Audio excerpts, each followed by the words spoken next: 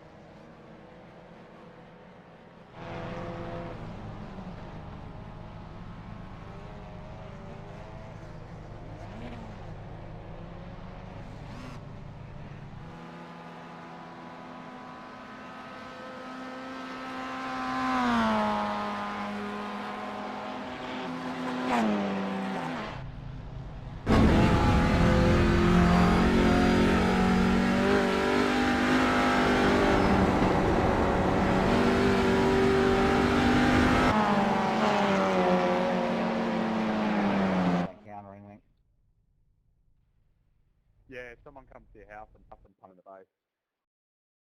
Oh, fuck yes. Should have had it flogged before you jumped in the rig, man. Yeah, it's always a good idea to have a flog before a race. Can we keep swearing to 0, please? Penalties will be issued out for it.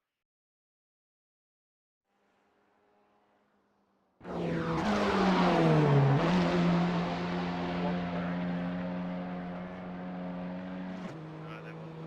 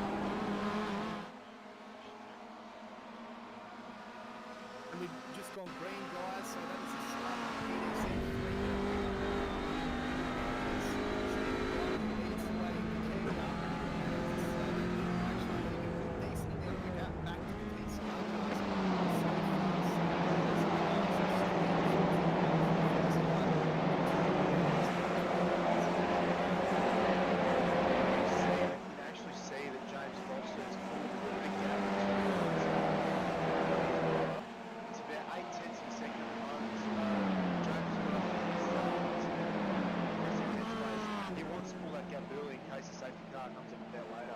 So.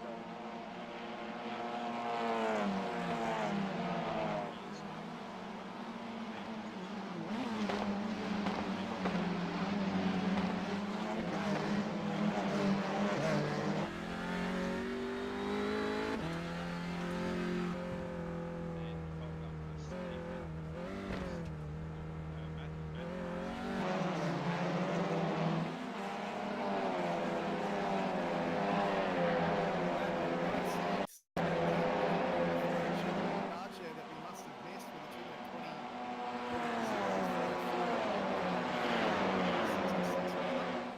But our eyes at the moment.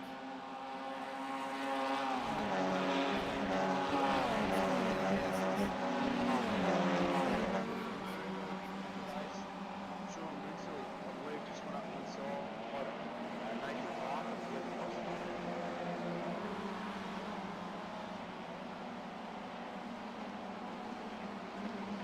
So they come around to the last corner and finish their first run.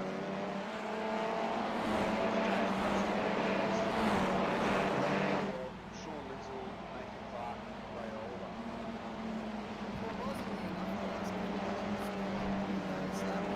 Usually see quite a bit of carnage in Mount Panorama on lap one. It doesn't matter what category it is, it's always tight and twisty over the top, or especially when it's for the last race which we have here today. It looks like all the drivers are behaving themselves quite nicely.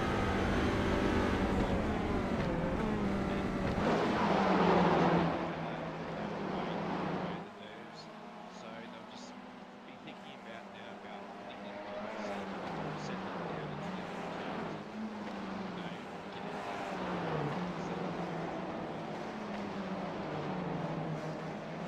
Avoid the red mist as well. And once the red lights go out and it's green time, you see a lot of drivers sometimes probably using a little bit too much ambition than ability. But as I said, so good. At the moment, in the front of the TCR, it's looking like they're running in twos. We've got James Foster, Edward Foster. The second and a half back, we've got Matt Morris and James Ruwald.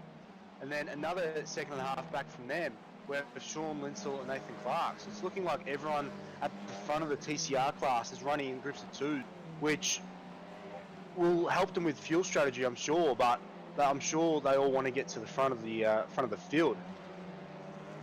Yeah, that's interesting. Whether they're not doing, whether they're doing that on purpose or not, I'm not too sure. But it could come as a nice little strategy. But you know, just backing off the throttle a little bit, coming up Mountain Straight, going down Conrod Straight when you're in the toe. So that could race.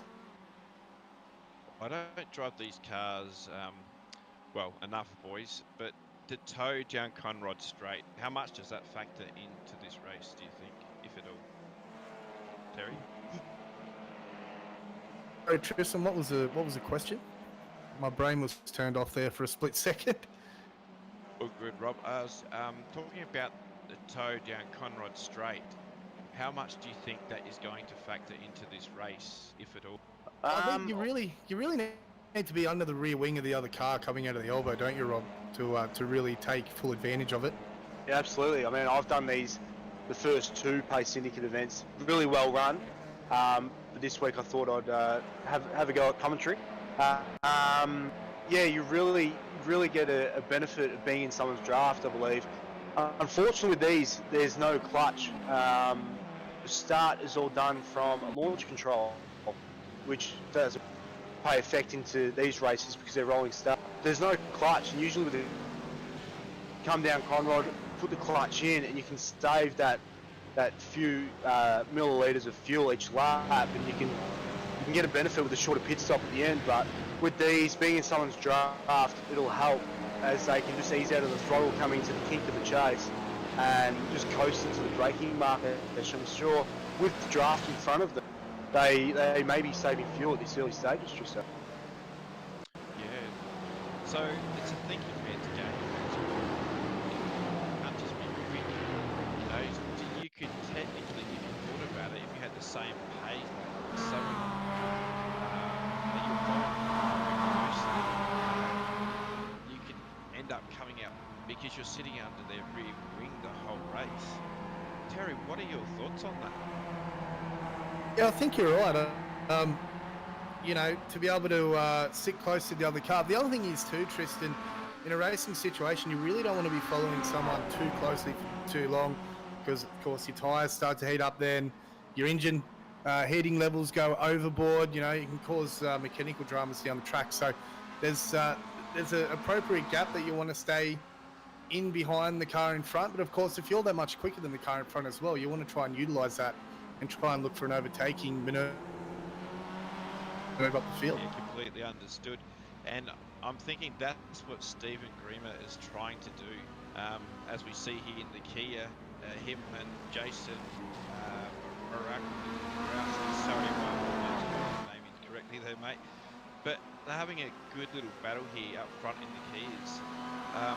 Looks like this is turning into something worth watching. Yeah, absolutely. As you can see on screen, they're 3/10 apart. Jason could be using Stephen as a fuel-saving method. He's looking just to be sitting behind him at the moment, force Stephen into a mistake. It'll be interesting to see as they go across the top if Steve is starting to lose his top and it's a front-wheel drive car. If he's starting to lose the edge of the tyres, or if Stephen's just got more in the tank left. 7.5 minutes into the race, if you're starting to lose the tyres already, you're in for a long afternoon, aren't you? But you are right. The car of Stephen Grimmer, 105, the Velocity Motorsports magazine Kia Optima, is getting the pressure from Muskoski there as they make their way over the top of the mountain once again. Going down through the cutting and skyline. This, well, you get very tired out battling like this. Really, people that aren't into sim racing, I'm not sure if they can understand. What do you think, Rob? You know, I know there's a few out there who don't think it's physical, but you've done one of these races. You know, where's your? It is very physical. People don't understand the actual physical. I mean, it's obviously sim racing. It's not real racing, as they say. There's no G-force or anything against your body unless you're in a motion. However, you're constantly fully focused, and especially with these long races, you got no teammates. Some might have engineers, but it is definitely physical. And Mount Panorama can throw anything at it. We're coming over to start the fifth lap of this race. We're about 13 minutes in. Surprised there hasn't been any carnage at the start. But as you can see on screen, the Kias are starting to catch lap cars as we go to the lead of the Alan Hodgson is leading out the front. He's got Ben Collard who's close behind him. Terry? We've actually got a penalty for Ray Oliver in car number 209, the TCR Audi, before the start-finish line. So that's not the way that he wanted to start off his campaign this afternoon for 2 hours and 20 minutes at PDC3. No, that's not good. You don't want things like that to happen. But look, that is racing, and I guess he'll reevaluate and work on a strategy on how to get back up the front. It's good to see that we've got battles happening all over the field, though, Terry. It's not a boring race, is it? You know, they're not just following each other. Oh, you're right, Tristan. It's, you know, and this is what it's all about. This is why PDC is so popular, and you have so many drivers turning up to race here because the racing's clean, it's fierce. You know, you've got your competitive guys, and then you've got your other drivers as well who are just out for a bit of a hit out, you know, Sunday drive, just for a bit of fun, and people who enjoy sim racing. So it really, really is good. But this battle up front, guys, is really starting to heat up now. I'm just watching Jason Markowski all over the back of Stephen Grimmer as they make their way down into the elbow once again. And I think it'll only be a matter of time before Markowski probably tries to take advantage of his track position and try and force himself into the lead, as they've got another couple of Mazda MX-5s that they're coming up to lap once again. It'll be interesting to see how they go about lapping these cars. It's usually a pretty hard place to pass, let alone passing a car that is slower than you a lap, they're probably looking at overtaking them as soon as they can down the bottom of the mountain. But once they get through the cut, they start heading up the mountain. As we see now, Grimmer.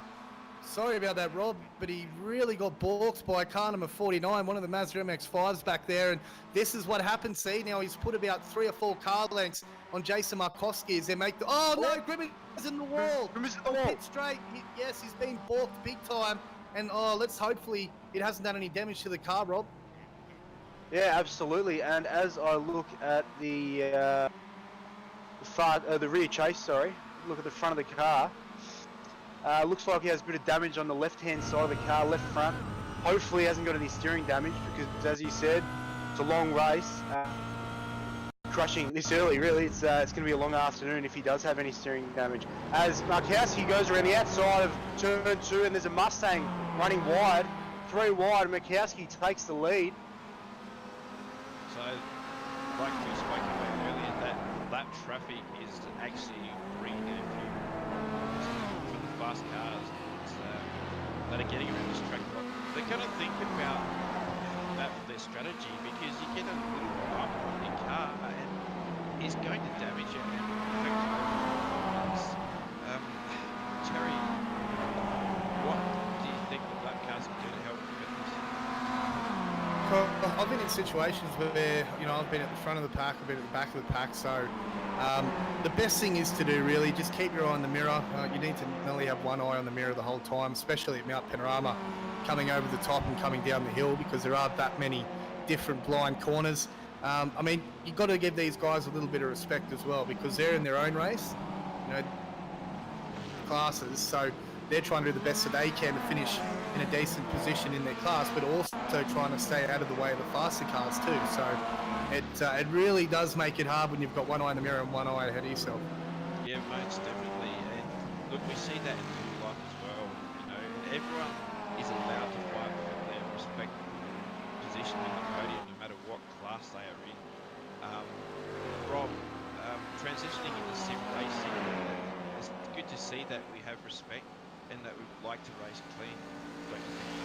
Absolutely, mate. Sometimes you see real life drivers come in here and think, I can just crash because it's not real life. But a lot of people are paying respect to other drivers here, which is great to see. As you see, Sean Linsell coming into the chase. He's just behind Matt Morris. He's closed that gap up actually. At the start, he was about 3 seconds behind him, but Sean looks to sit behind him here coming into the final corner as they start their 7th lap of Mount Panorama. It's a long one, but yeah, look, they're settling in quite nicely. He had a few penalties and really good start to this race, and I think that a lot of the drivers are taking a really sensible approach.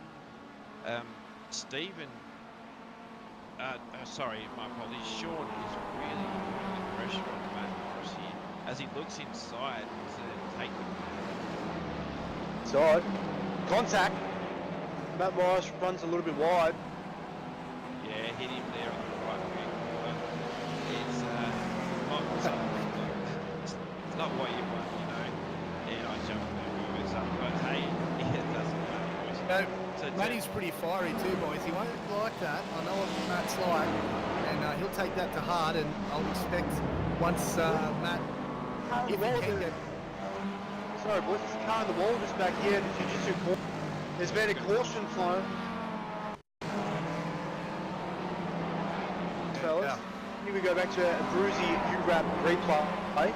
Let's see what happened. Oh, it's a leader of, that's James Foster, the leader of TCR, making contact with an MX-5 of Hugh McLaughlin. And here we go, boys, our first safety car. This is going to help Stephen Grimmer too because he's just made his first pit stop. And yeah, just watching the replay back now, it's just popped up on my screen, and that was typical lap traffic. I'm not saying that it was anyone's fault, but yeah, that's unfortunate for both drivers. So Hugh McLaughlin, car 404, very lucky not to be taken out by one of the JP Simshed TCRs as well as they made their way across the top of the mountain. Yeah, so after 8 laps, we have the caution, and was it for me talking about how clean and how good they were racing? Who knows? Call that the commentator's curse, mate. Yeah, nah. But look, I guess the caution here will get them to settle down a bit, maybe, and rethink the strategies, fix any damage that we've got. Rob, what would you be doing? I'd be following the leader, actually. I think right now would be looking at staying out. I mean, you just started your 8th lap, so you'd probably still have about 15 or so laps of fuel to go. Interesting that Stephen Grimer's pitted. Maybe that's to fix the damage that he had from crashing into the main straight pit wall. But now Jason Mikowski has a very good lead, and as they go back to the green flag racing, we'll have to see if Stephen Grimer can come through the field, Terry. Yes, and the problem with that is because Stephen Grimer's already made his pit stop, this safety car is going to help him immensely, because he will now, although saying that he's dropping dramatically down the field, we're going to have to try to see what's going on with Stephen Grimer. No, there he is. He's coming under the bridge now. So another safety car doesn't come out in another 5 or 10 laps, and you'll see Jason Markowski and Tim Mulford have to make their pit stops under green conditions, which will then throw Stephen Grimer back in the hot seat. Do we think if Stephen Grimer can make it through traffic, can he do the alternate strategy of doing a short stint and then 2 long stints, whereas Jason would have to do 2 long stints followed by a short stint at the end? What do you think, Tristo? I guess he's the only one who really knows. But yeah, look, everyone can approach strategy differently. And I guess if you're not leading, if you're back in the pack, I would undercut. I've always seen Terry, what do? You go with the normal plan. Do you undercut? Oh, look, I'll just keep going, to be honest. I mean, if you're really, really getting held up by other cars and you can't make the pass, then definitely come in early. But otherwise, I'll just stick to the plan. You know, as Neil Crompton would say, you've got to buy yourself a ticket to the last hour. It's when you need to start concentrating and working out a very, very good strategy for the end. Yeah, no, we might just have a quick run of the top 3 in each category at the moment. So you've got Jason Markowski currently leading the race outright and in the Kia Optima class, and you've got Tim Mulford in 2nd position. And remembering that Tim was a good 2.5 seconds slower than Jason in qualifying, but this is one thing that Tristan touched on during qualifying before the race even started, was the fact that these guys who aren't necessarily quickest over 1 lap, as long as they're consistent and stay out of trouble, they'll be there in the end. Now, Rob, we go back into our TCR class. Yes, we look at the leader of TCR, James Foster, who just had that accident with the MX-5. I'm not sure if he has any damage, but James Foster is in the lead, followed by his brother close behind, Edward Foster. And then in 3rd, we have James Ruwalt, who is actually stuck behind an MX-5 here. So come restart, it'll be very interesting to see if James actually gets held up from the leading 2 brothers at the front. Do you want to run through the first 3 in the Mustangs, please, Tristo? Yeah, sure, Rob, mate. Yeah, so we've got Ben Collard sitting there in 1st place, closely followed up by Paul Penny and Paul Nichols running up in 3rd. So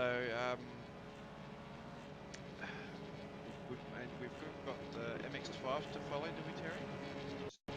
Yep, as well as Paul Nichols back there in 3rd. I think we mentioned him in the Mustang. And then we've got the MX-5. So Stephen Besman, he's already currently 1 lap down, obviously, to Hugh McLaughlin in 2nd place. Very lucky to be able to spot at the moment after being collected by one of the Foster boys coming up over the top of the hill. So obviously he's got away with that very luckily. And then Halloran as well, who's currently in 3rd for the Mazda MX-5s. As we have a look at the front of the class, safety car lights are out, so it looks like we'll be going back to green flag racing.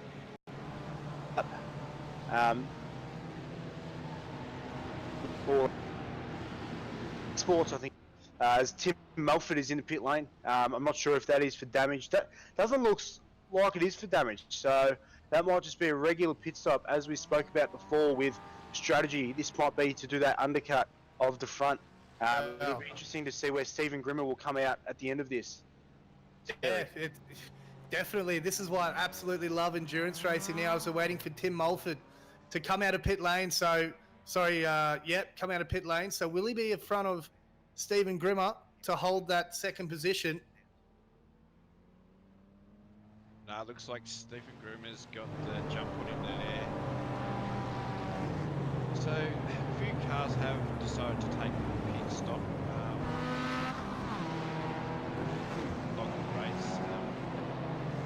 So, I guess they've been working on the strategies for a while. What does it take to prepare for a race like this? Oh mate, anything around Man Panorama. It's a 2.5 hour race. It's not short by no means. I think it's about 2.5 stints worth in the Audi TCR, which is what I drove. You need to do lap every like the back of your hand. You need to put in laps and laps and laps, and not just qualifying laps, because after 2.5 hours, qualifying doesn't really mean a whole lot. You're really after that race strategy, the race laps, making sure you can just do consistent time after consistent time, and just keeping an eye on what's going to happen in front of you at the end, Terry. We should give one of our sponsors a bit of a wrap as well. That's, of course, UWrap. They provide an alternative to full custom paint schemes. Instead of getting a designer to complete a full custom work for you, with UWrap, you can choose from a list of templates which you can then change the colours of and add your own logos. As a result, the process is faster and cheaper than a lot of other design processes, and you still receive a car that is uniquely yours and yours only. That's UWrap, boys. We'd also like to give a shout out to Abruzzi Raceware. Offers affordable custom sim card.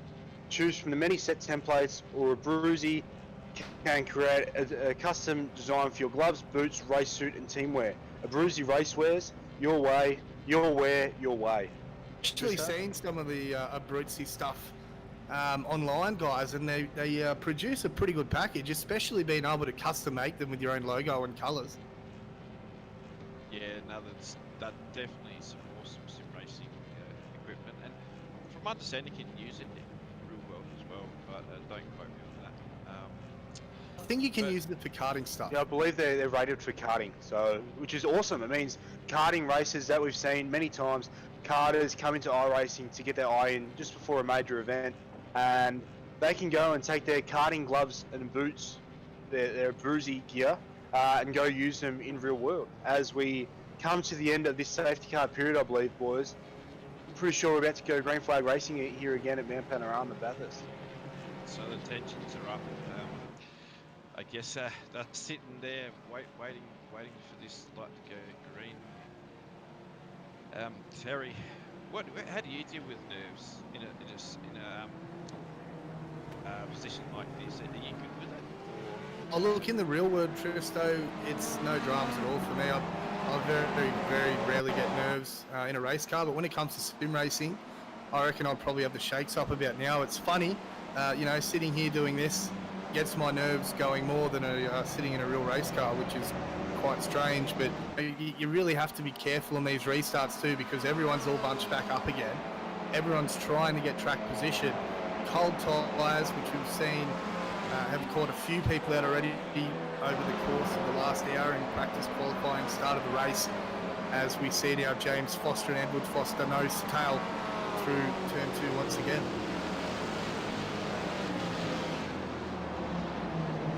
Breathe. Drink water, Rob. That's a very important thing, isn't it? To keep yourself hydrated when you're in the sim seat for such long periods of time. Absolutely, mate. Plenty of sweat. Make sure you keep hydrated. As we see come through, Stephen Besman, I believe that's how you pronounce it. Is coming up, and there are plenty of lapping cars behind him, so I'm sure Stephen is watching his mirrors and also his relative at the same time to make sure he keeps out the way as we see James Markowski coming through the depot, boys. Yeah,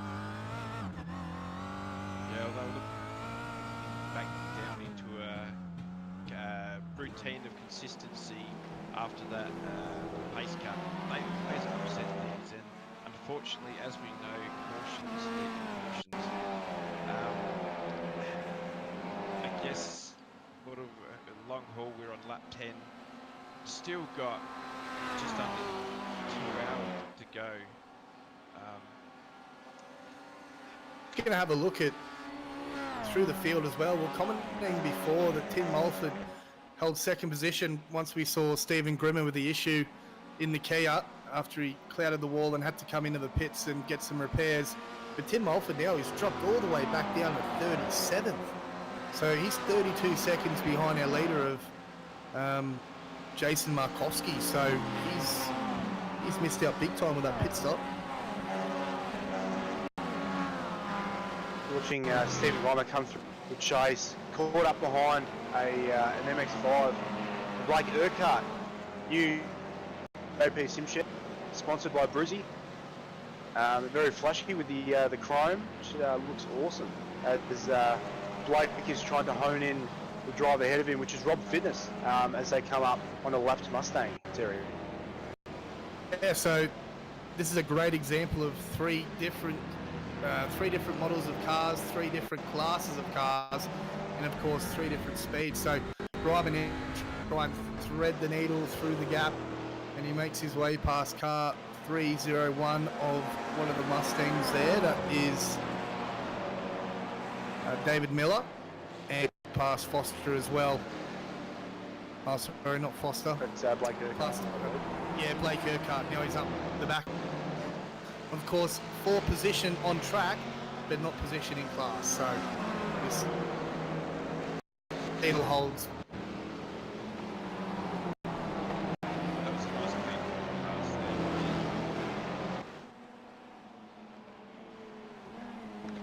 there. James Foster, leader of TCR, coming down the mountain here. He's actually not that far from overall leader James Markowski. He's looking very quick in that Audi TCR. He's actually pulled a second and a half from his brother Edward Foster from that restart. That's only about 2 laps. So James is looking very, very fast in that Audi TCR. As we go on board to do this lap. Yeah, sure, Rob. I'm a little bit behind on the stream though, so it'll probably be a little bit off to what we're actually watching on the screen. We will have a chat, so we are coming over moment. Now, Rob, you're actually pretty quick in these cars. How do you drive these things fast? How do you get the ultimate lap time out of them? You start with the correct setup. I believe things you can change with each car. You need as we and eyes go, you have nothing really. So James has worked really hard on a good setup, and we're seeing dividends of it now as he's pulling away from his brother. About 1.4 seconds he's ahead of Edward Tristo. Yeah, no, thanks to Rob. So these classes, they do have a bit of time difference in the laps, and they're not really competitive against each other, are they? But it makes all for a more interesting racing. Terry, what do you think your favourite class is? Well, look, that's a really hard one, Tristo, because I'm a big fan of the Audi, the Mustang, and the MX-5. Always have been a big fan, but look, to be honest, I really enjoy the Mustang class. I mean, Mustangs have been in this sim from day one. They're a great car to drive. They've got plenty of grunt, and overall, I think they're just a really, really good package. But I mean, yeah, I mean, it's hard to sort of choose a favourite category. TCR, I mean, it's just crazy. You know, it's been extremely popular since iRacing has brought it into the simulator. And I mean, we've only got one make of car so far, which is an Audi LMS. I mean, how good is it going to be when we're going to have 3 or 4 different makes of vehicles in the TCR class, and it'll even add that little bit more variety once again into these PDC races.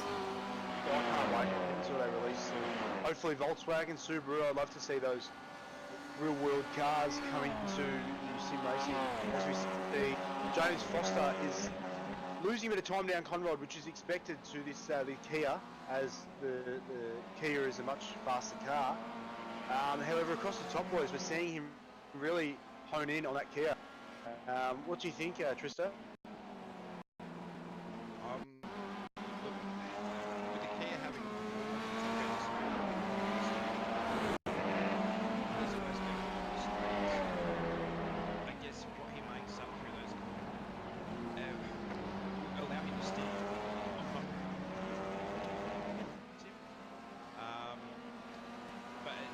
more than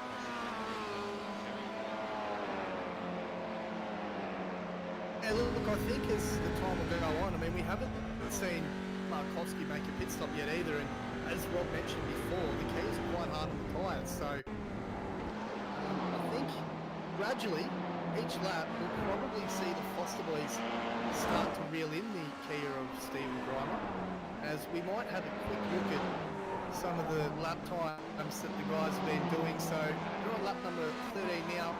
Last lap was a 2 minute 20.0 for Foster, and Koski, his last lap was a 2 minute 19.7. So about 0.3 of a second quicker is the Kia than the Audis at the moment, but I'm sure that'll change once the tyres start to drop off the Kia. And it also comes down to fuel as well. Distance you can get per tank, how much you're able to fuel save on these cars. Loads that each car has run. I believe the Audi PCR has 75 litres a tonne, and I'm sure the Kia has a much less tank, which will come back to strategy. As we're having a look at Peter Hunt coming up towards the Velocity magazine driver, followed closely by Darren Caldwell in the Audi TCR class. Looks like we may have had a black flag for John Halloran. Apparently. Yeah, no, he'll have this. And that could have been one of the incidents that we saw earlier. Just trying to have him for John Halloran in the field now. Can't see him.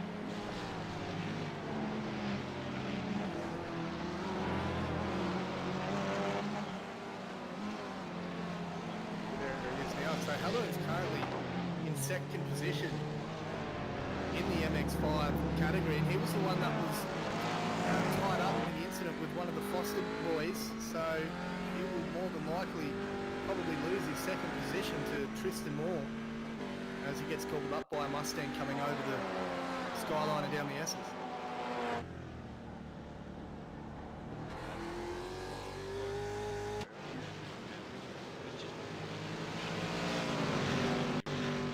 Yes, that crash did throughout the caution. As we see a Mustang passing a Mustang. I'm not sure if that is for position or if that is a lap Mustang they're passing. However, we're just looking here at Jake Manhire. He's run closely with... Yeah, that is for position, I believe, Rob. So Madison just behind him. yeah, so Jordan Nicholson looks like he's losing a little bit of time there in the Volt Lightning Mustang. It was a very nice pass there down Conrod Straight. He obviously thought about it, planned it, and he executed nicely. As we see, these three Mustangs in screen are for position. Jake Manhire, Grant Matterford and Jordan Nicholson. It's a pretty good battle we've got here. It's good to see that people aren't leaving anything behind, and with racing respectfully, they are racing hard.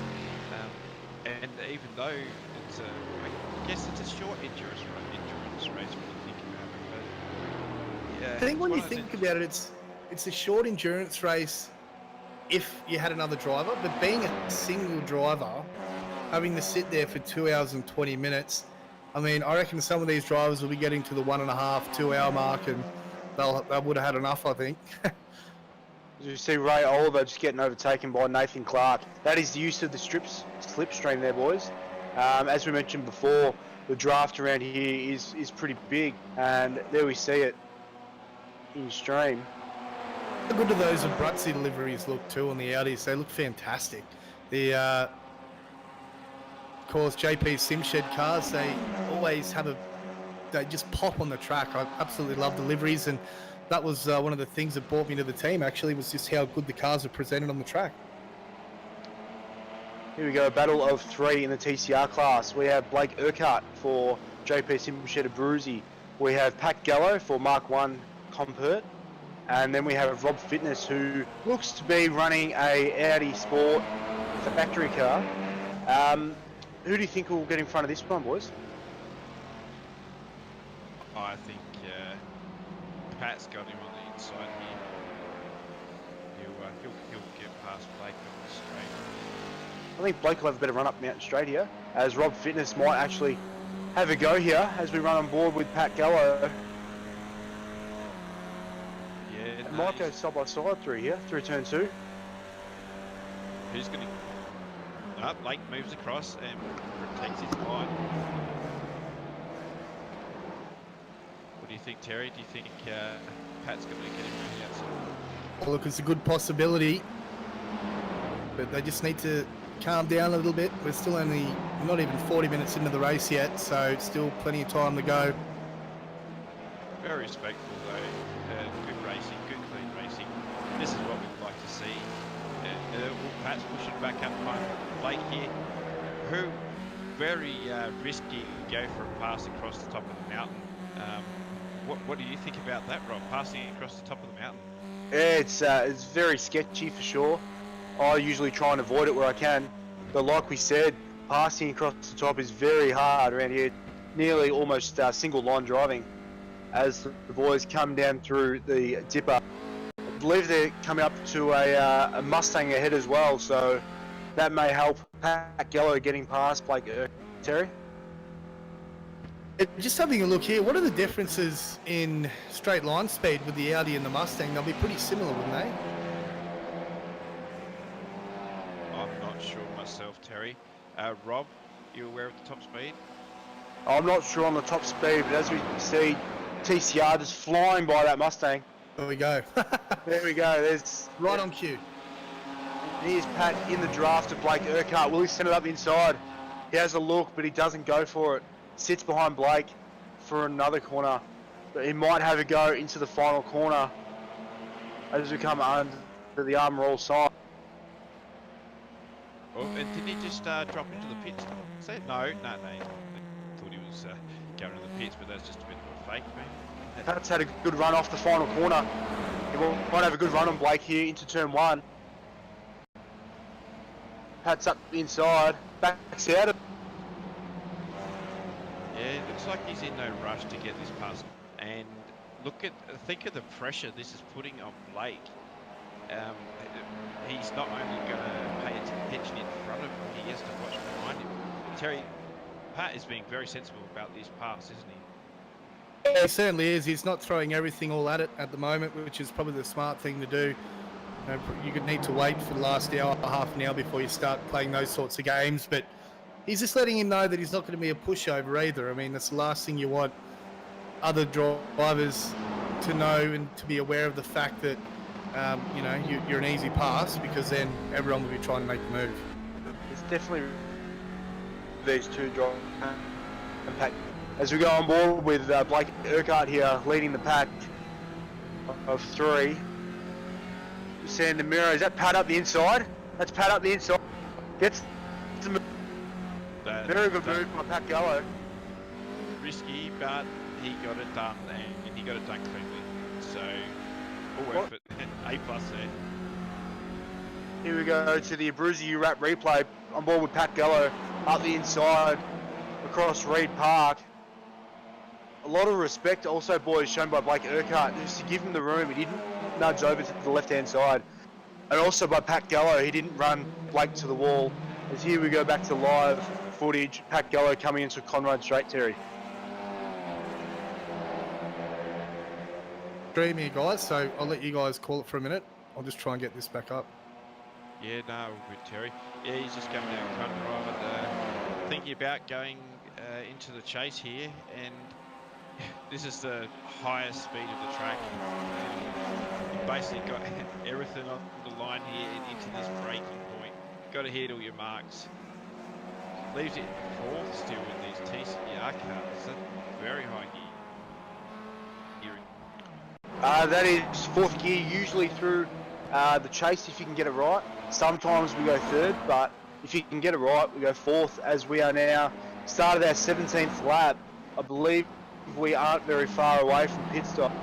We've had a pretty good run here so far. We're about 45 minutes into this 2 hour and 20 minute endurance. Tristo, do you think more carnage to come, mate? Look, that'll depend, buddy. Everyone is driving out there today with a lot of respect and trying to drive fast, but trying to drive clean because they want to be there at the end. There's no point in driving fast the whole race and then crashing out and not being there, is it, Terry? Oh, that's exactly right, and we mentioned it at the start of the race. You know, the main word for the day's racing has got to be patience. You have to be patient. You can't get yourself in any silly little incidents, which we've seen a couple happen with lap traffic so far with John Holleran and James Foster. Unfortunately, Holleran copping the penalty. Oh! That's Yeah. James Foster in the lead overall of the race. Has a bit of a moment with an MX-5 lapping the slower car. As here we go, leading class car, the Kia, James Markowski, has a bit of a slide through the chase, gets the job done on James. So this, boys, isn't a fight for class. This is a battle for overall position. Terry, do you think James could drive away from... do you think Jason could drive away from James? Look, what I think Jason should do now is just let the two guys ahead go. He's got a big enough lead at the moment. Of course, Grimer had the issue. Mulford, I don't think, has the outright pace to keep with Markowski. So instead of getting involved in this silly little battle, let the two brothers go and maybe just try and sit in behind the rear wing until he has to make a pit stop. I believe James Ruwalt has just gone into pit lane. So here we go, guys. We're coming across pit stops now. Strategy. Who is going to get the benefit of it? Yes, we just saw Rob Frisdale leave the pit, so he's obviously just had a pit stop done there. So we see James Ruwalt getting the car lifted up, which means in SimWorld they are getting new tyres. I'm not sure if he's doing just the front or just the rear.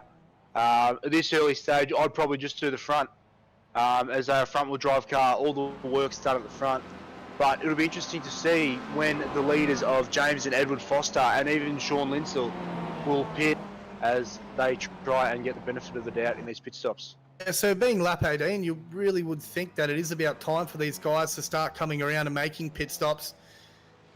And I'm going to be excited to see when Jason Markowski comes in the pit lane and then see what the two Foster brothers do as well, because James and Edward, I mean, they're looking pretty good up the front of the Audi class at the moment, but they're going to want to win outright as well. It's probably what they'll prefer more, to win their class. So they're going to be going out and headhunting Jason, as we see them coming across the top and down the mountain now.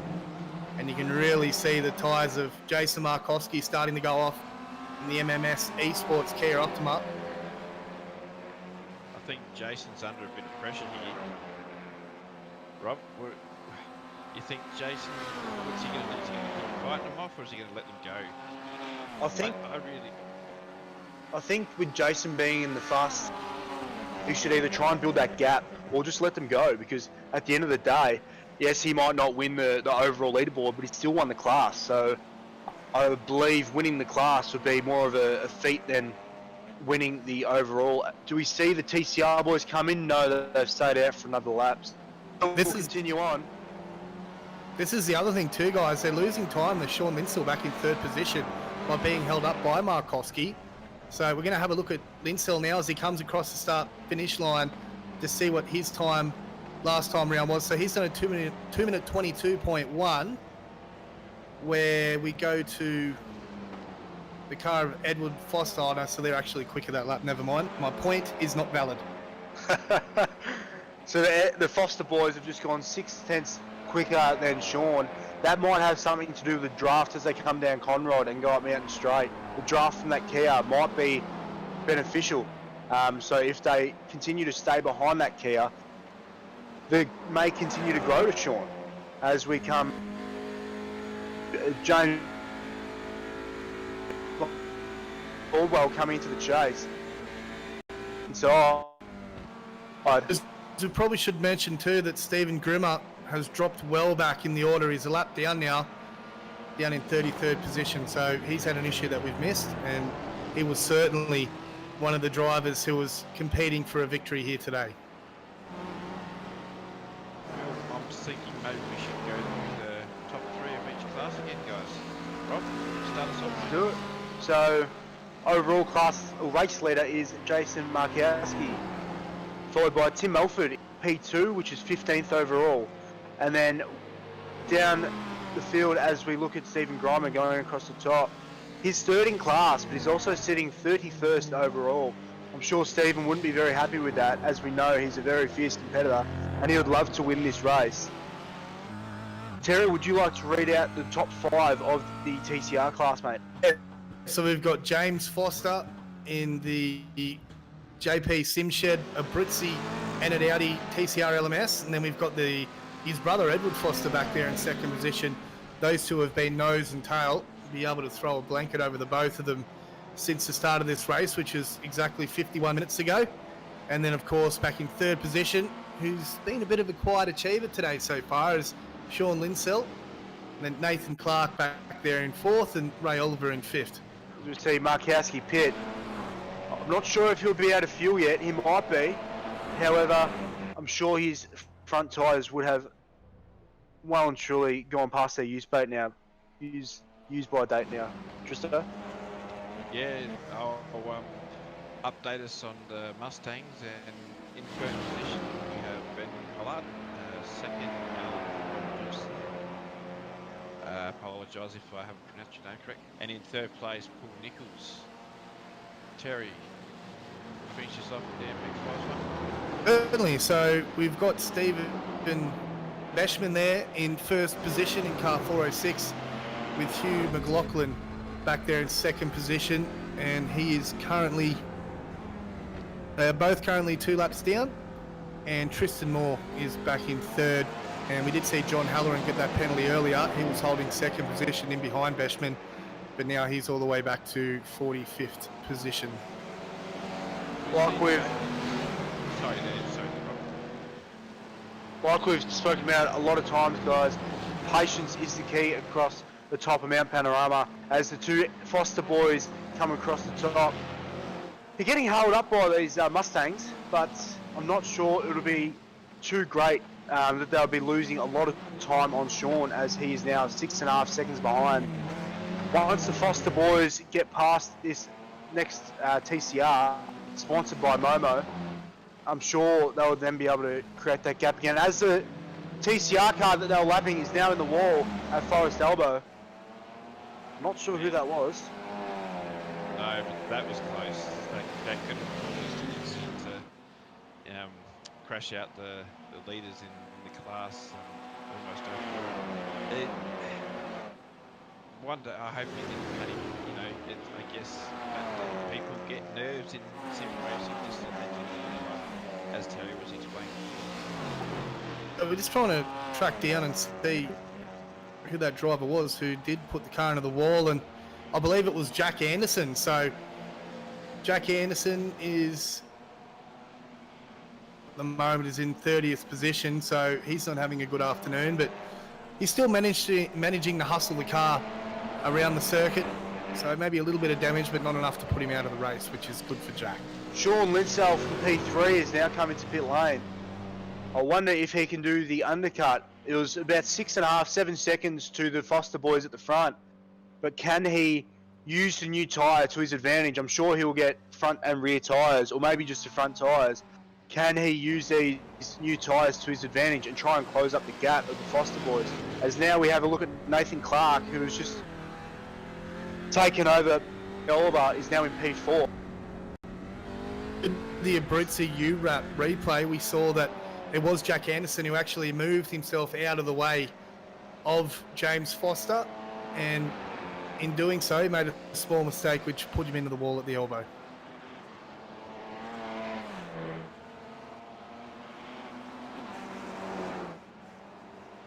James is going up, starting to go across the top of the mountain. And yes, look, even though we talked about passing across the top of the mountain, but it is dangerous, but we have seen it occasionally here today.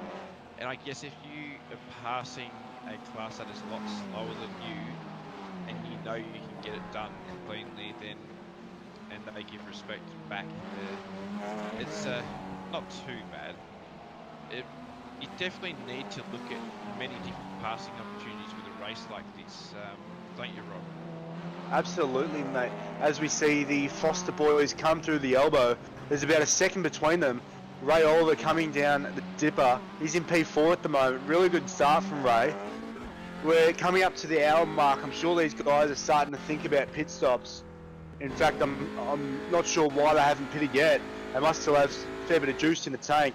As the Foster boys come up to this MX-5, and he squeezes them. James is in the sand trap. Can he keep it off the wall? He's done very well there. Re-entering the track. So James just lost the lead. Edward Foster is now taking the lead. Was that James Markowski just going past him? Yes, it was. Markowski's now gone back past him from the pit stop. So that was a massive moment for Foster as he got caught up with that lap car. As we go to the Abruzzi U-Wrap replay, slow-mo, sliding through the sand trap, the Jinx Shifters Audi LMS TCR car. And there we see on screen Jason Markowski driving past. Guys haven't pitted, but it's a very big moment between James and that MX-5 car. Probably should have a quick yarn about the guys that are on the lead lap. We've got 26 cars that are still on the lead lap, and out of those we have one Kia. So maybe that wasn't Markowski. He did pass them, but it wasn't for position. So Markowski's actually gone a lap down with that pit stop. So we've still got a good number of TCR cars all on the lead lap. We've got one Kia, and we've still got 4 Mustangs as well that are on the lead lap, that being Ben Collard, who's currently leading the Mustang series at the moment, and Alan Holgerson, Paul Nichols, and Tony Pincan. Just want to get a bit of a... Sorry, Rob, you go. As we now cross to Edward Foster going across the top, the leader of the race and also the leader in class. He's looking very good. I wonder if James can now close that gap. It's about 4.5 seconds. Can James call that the time back? We saw at the start James could pull away from his brother Edward, but can he close that gap as we come into pit stops? I'm sure their tyres are well past their use by today, as Edward would now have to fight past. I just want to have a bit of a shout out to one of our drivers out there and in the TCR class. That of course is Ira Felberg. Now Ira's currently in 19th position in TCR class. He was nice enough to give us a little bit of media information about himself. He actually raced against Garth Tander in the go-kart days, back in the early go-kart days. He was born in Canberra. He moved to Western Australia about 14, where he's based now, and he's 47. He's got one son and absolutely loves his sim racing, so good on him. Yeah, no, I've run a few times, and he's a very respectful and clean racer. And well, how many people can say that? You know, that they've raced with Tander. And what an honour! Even though he was young, still, Rob, wouldn't you like that honour? We've got a pit stop. We've got the leaders in. Yes, you certainly have, haven't you, Terry? We've got Edward Foster and James Foster both in pit lane. So the leaders of the race now have taken the opportunity to come in for their first pit stop with 59 minutes scored in this race time. And it's going to be very interesting. Sean Lindsay coming to the chase. Can he make that undercut work on the fresh tyres? We're about to see if he can come out less than 7 seconds between him and the Foster brothers. Running a zebra-looking Red Bull livery. I believe this is similar to the livery that the Formula One testing livery used on the Red Bull car, Terry. Do you remember very that cool. car? Yeah, I do. It's certainly very striking, isn't it? You certainly don't miss it out on the circuit. Will Sean pass the Foster? Imagine if he splits them in two. What's going to happen there? Oh, he's got. Here's past him, as we see in the background. One of the Foster. Sean has pulled 5 or so seconds on the Foster brothers.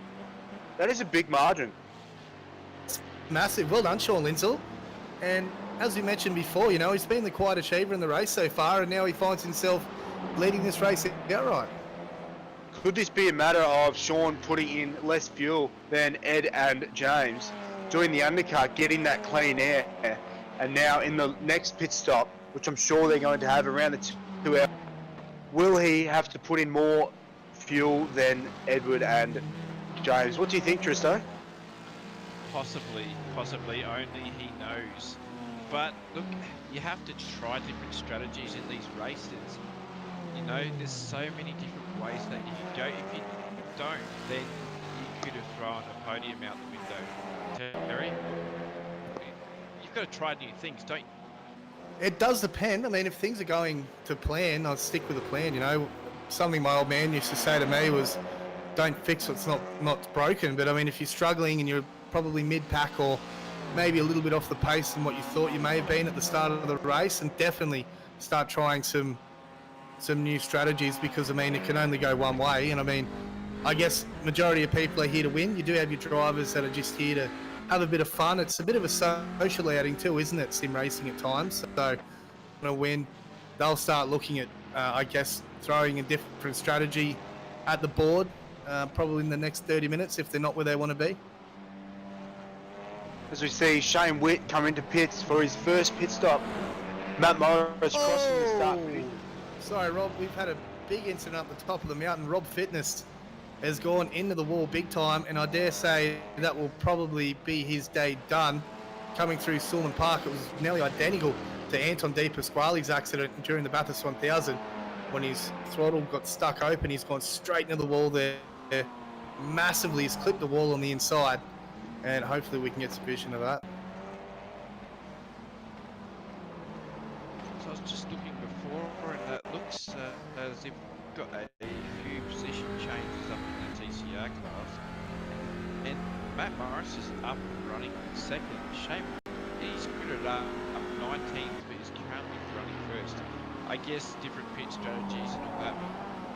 It's look, they're having a go, you know. Minimal contact between Ed Foster and another TCR car.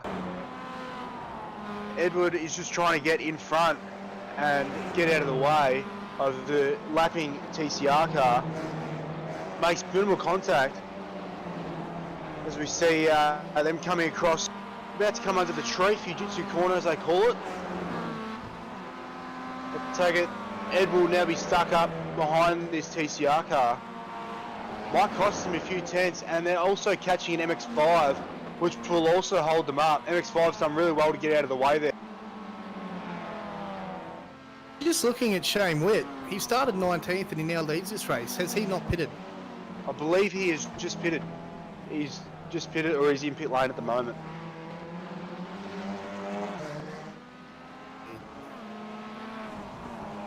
Now, Robert, but he has this position. He doesn't just have to. Robert Northway does not have to move out of the way. This is actually full position as they pass another MX-5 coming down Conrod. I'm sure Ed would love to. I'm sure Ed would love to move past Robert and get the job done as soon as he can, so he can build that gap on his brother, who's actually closing the gap now. The gap between the two Foster brothers is now 1.5 seconds. As they go side by side, come to the chase. The gap is now under a second for what is potentially going to be the class lead of the Audi TCR class. We've also got a black flag for Adam Neal, car number 29. He's had an unsafe re-entry onto the racetrack, unfortunately, for Adam. So he's going to have to come into pit lane and serve that penalty. That is unfortunate. Oh, Matty Morris has made contact with the Mustang as well, coming through turn number 2. That was with Grant Matterford, and Grant is currently down in 33rd position and 7th position in class in the Century Batteries Mustang, but slight contact, everyone's back on their way again. Oh, and here comes James Foster, making up ends meet on his brother, having the battle in front. They're not going to go 3 wide. Through contact, 2 cars in the wall. Ed Foster and there's another jinx shifter as well. That might have been Tim. Ed Foster is now going again. He might have some damage on that front right quarter panel of his. Yes, he does. There's quite a big damage.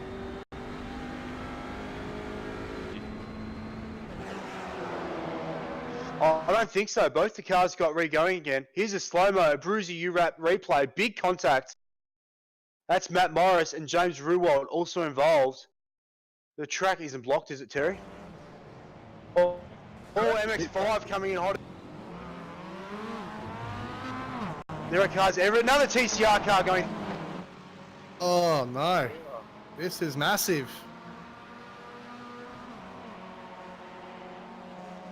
Very big contact coming up to the cutting. We know that corner is blind on entry, so the following cars would not have seen them coming. And there is a caution. We're on to the second caution of this race. Edward Foster may have to pit for that damage that he suffered in that accident, which is very unfortunate because he was running in first place overall. So you may have lost some time to James and Sean Lindsell as well. Terry? Gonna certainly throw a breeze to the wind, as we're gonna have to wait probably another lap to really see where our leaders are at the moment. But currently leading is Matt Morris, followed from Sean Lindsell, and it's going to be interesting. Oh, it looks like Edward Foster's stayed out on the circuit, so the damage from that accident probably not enough to satisfy himself to come in and into the pits, lose time and fix it up. So the car must be steering reasonably straight, guys. Yeah, we're under pit as we're under the safety car. Matt Morris is in overall lead. Trusto, do you know if Matt Morris is pitted or not yet, mate? No, I'm unsure of that, Rob. Apologies there, mate. Well, just have a look at Matt's laps and see if he has pitted. Oh no, that would have been on the safety car, so I don't think Matt has pitted yet. If he hasn't, it's going to be any moment now that he's going to have to come in and do a tyre change and fill the tank up. But that would also mean he's managed to get a lot more out of the car, hasn't he? Definitely, by a long way. So Matt Morris must be really fuel saving here today. Yeah, Ross made a good point. So Edward wouldn't have been able to pit under the safety car in the first lap because pit lane would have been closed. So we still might see him come in the pit lane, Rob, and have to take on some time to fix that damage. Absolutely, mate. As we go through the order on track, this is not race position. This is just at the moment where Matt Morris followed by, is that Grant Matterford in the Mustang? I believe it is, yes. Oh no, that Mustang. We have two Mustangs followed by Sean Lindsell. So that gap between Matt Morris and Sean Lindsell, P1 and 2, there's two cars between. Come the race, they have some drama involved. Oh, big time, I think. Because if this times there any anything to go off, then it would be, you would expect that James Foster would be quicker than Sean and Matt Morris in race trim.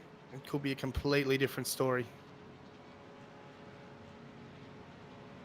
Just as we're approaching a halfway point, two boys.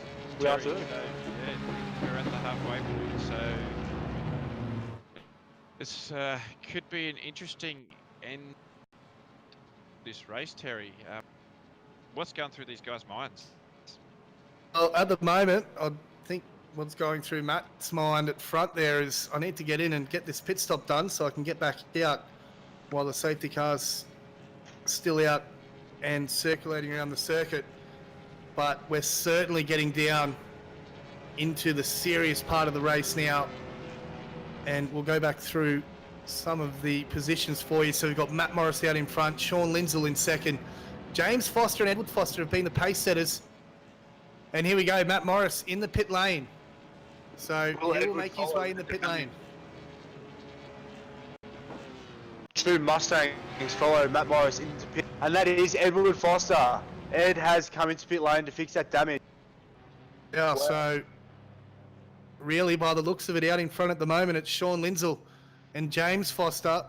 But have a look at the gaggle of cars that are coming in the pit lane. This is going to jumble the grid up massively. I do also believe, boys, that with these pace syndicate events, there is one fast repair. So that means you can come in, click a button, and your car is fixed from whatever the damage may be to perfect again. This might be the time where Ed Foster has to use that fast repair to get Sean and He has used it. He's gone in. I think he's top. Now he's coming back out onto pit lane. Oh, sorry, onto the circuit from pit lane, Tristo. Yeah, look, he had to. In my opinion, Ed had to. If he wants to stay in contention at all with this race, he had to use that fast repair. Rob, go ahead, mate. Yeah, mate, we believe under safety car, we're going to have a few wave around. So viewers, don't be concerned if you don't pass in safety car. We'll have car 45, 355, 407 and 406 driving. So this means if you're a lapped car and you're in the middle of maybe a battle pack or something, these cars will get waved through, which will mean for this next start will should be a lot cleaner, Terry. Yeah, so just having a look at that. So that should really mean, so I'm just making my way through. So Sean Lindsell will lead, and then we'll have James Foster right behind him. So this is going to be very exciting. We saw James and Edward Foster at the start of the race. They took off. They had the pace. They left Sean Lindsell, Matt Morris, Ray Oliver, and a couple of the other guys well back. And I guess they really, really took the start of the race by the neck. They've had a couple of dramas mid-race, a couple of incidents of lap cars. But now we're going to see who has got the true pace out of Sean Lindsell and James Foster. And we go back to Edward Foster. He hasn't lost that much either. He's only lost a couple of positions, or one position really, to Ray Oliver with that quick tow, the quick repair that is used in pit lane. And then we'll go back to Nathan Clark, Peter Hunter. But at the moment, it really looks like Matt Morris, Sean Lindsell, those two guys, of course, James Foster, Edward Foster. And now we need to talk about the outright class win, because we've had some issues with the Kias. But have a look who's made himself all the way back up to 6th position, and that's Tim Mulford in the Kia Optima. So big from him as well. We know that the Kias are probably a little bit quicker than the TCR cars in this format. So that could be another cat in the bag as well, lads. Absolutely. As we are on this second of usually 3 laps of safety car, having a look at the field, it seems to be is TCR, Mustang, TCR, Mustang. So come green flag running, Tristo. This is going to be very interesting to see. Some of the guys may get held up, especially as the leader of the group is actually a Mustang and not a Kia or TCR. Yeah, no, for sure, mate. It's going to be a very interesting second half to this race. You've got I'm not even going to put who could win or who could do this because it's anyone's Rob Terry. Sorry, not anyone's race Terry. Rob Terry. Yeah.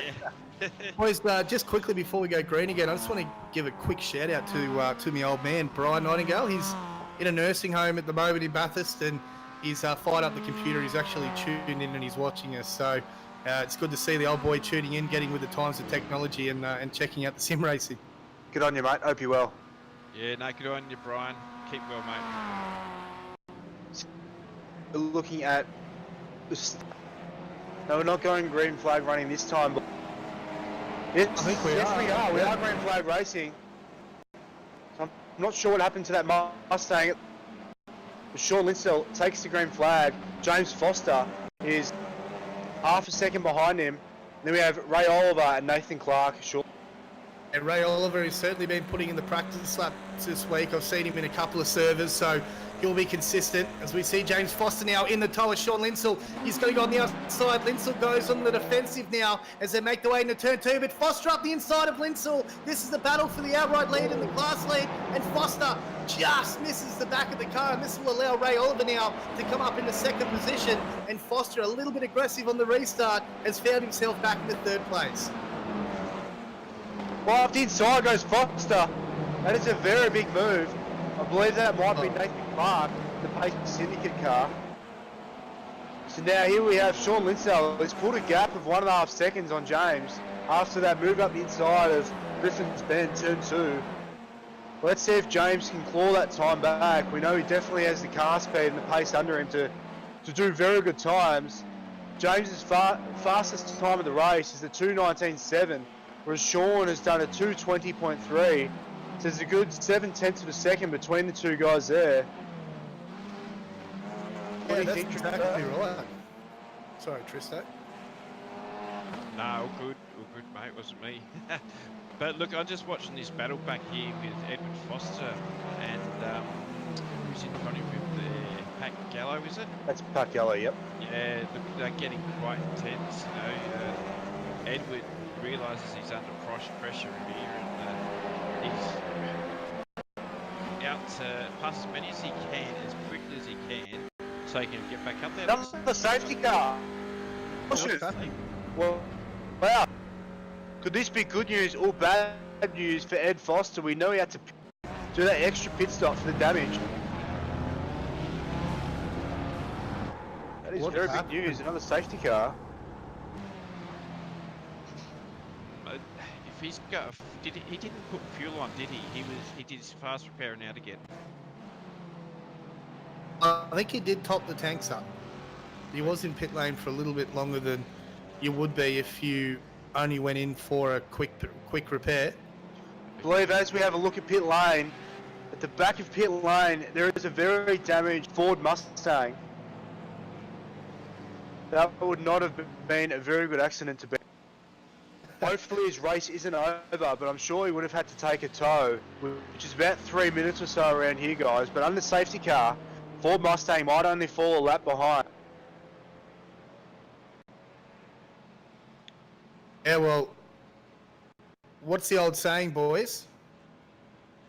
It's safety cars, and that's certainly what's happened here at Mount Panorama for PDC 3. Our third safety car of the day. Going to eat into our time, into our clock as well. Now, will we see the guys come in for a second pit stop, Rob? I'm not sure if we will, because with these pit stops, they're certainly using a lot less fuel than what they would be under green conditions. Absolutely, you'd think the guys would stay out for now. Last race I did around here, there was actually a few safety cars after safety car after safety car. I stayed out, but unfortunately, due to the capping of the TCR, the fuel tank, I actually ran out of fuel with 2 laps to go, so it'll be very interesting to see if these guys manage to stay out and save that fuel under the safety car. Sure, if we go on board with Sean Linsell, he'll be in 6th gear, cruising across the top of the mountain here. We'll have another quick opportunity to have a bit of a shout out for our sponsors, and one of our is URAP, and URAP provide an alternative to full custom paint schemes. Instead of getting a designer to complete a full custom work for you, With URAP, you can choose from a list of templates which you can then change your colors of and add your own logos. As a result, the process is faster and cheaper than a lot of other design processes, and you still receive a car that is uniquely yours and yours only. So that's URAP, guys. Make sure you have a look at them. And if you are interested in sim racing, if you're involved and you want to, you can't paint your own car because it's a little bit difficult. I've tried to do it, I can't do it. Then check out URAP, and they'll certainly put you in the right direction. Guys, just while we're here under safety car, David Miller has actually been given a 30-second penalty. That might have been involved. I believe he was the Mustang that was damaged in pit lane. So that could be his race over. However, I'd like to give a quick shout out to Pace Syndicate Events, Kyle Stevens. Thank you for allowing us to do this today.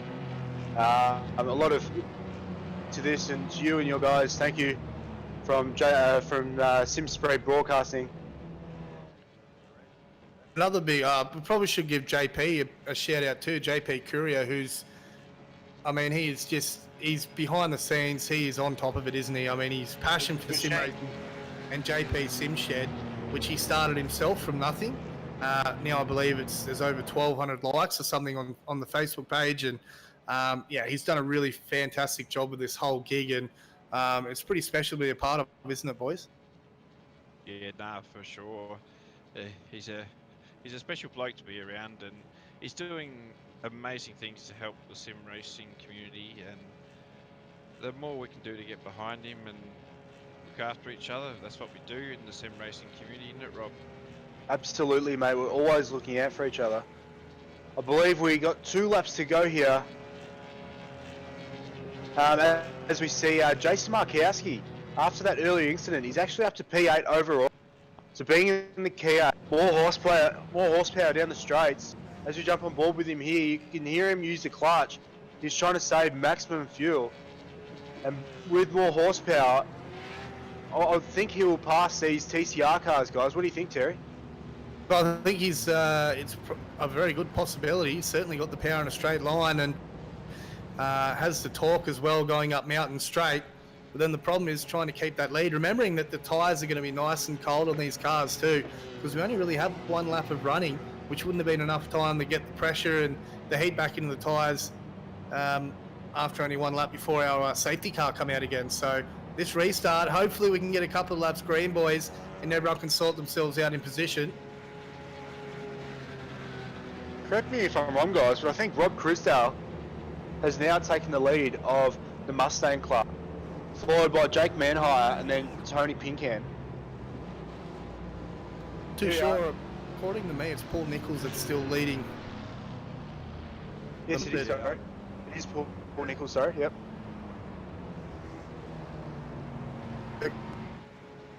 One. That's David Miller. We have mentioned he's been given a 30-second penalty for causing 2 incidents. So poor old Davey Miller has found himself in the wrong place at the wrong time.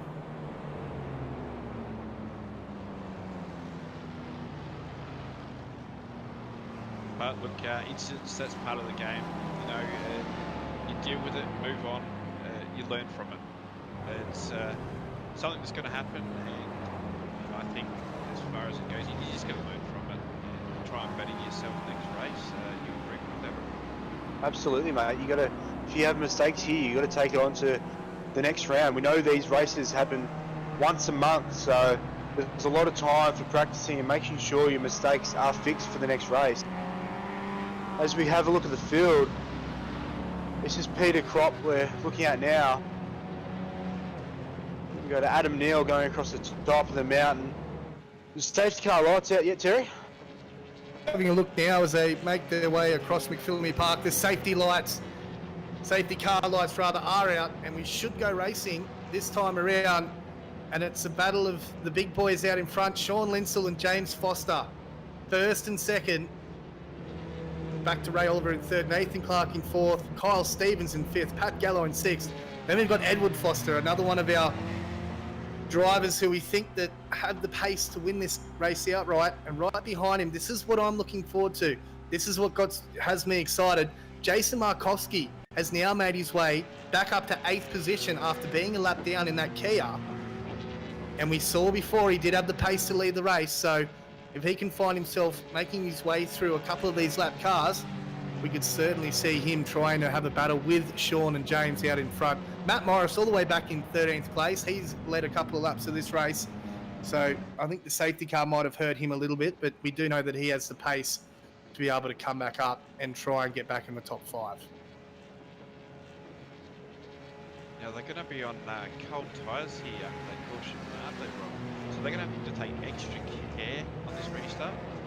Yeah, mate, absolutely. This restart will be similar to the race restart. We know they've only pitted less than 5 laps ago. I think it was about 2 laps of green running before the safety car came out.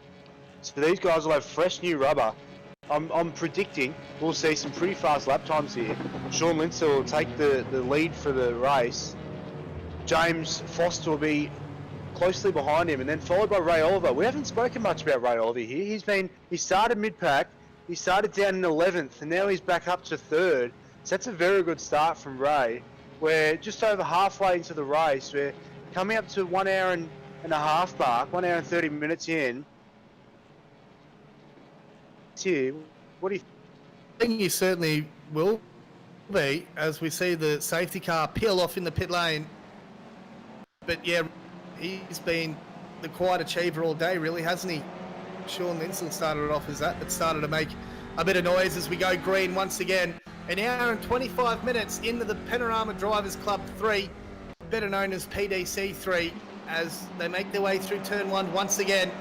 And look at James Foster all over the back of Sean Lindsell. And it looks like Lindsell may have lost a bit of time coming out of turn 1, boys, and this will allow Foster now to get right up behind him. He's been aggressive all day. Probably needs to tone it down a little bit and think smart as they go side by side in a turn 2. We saw this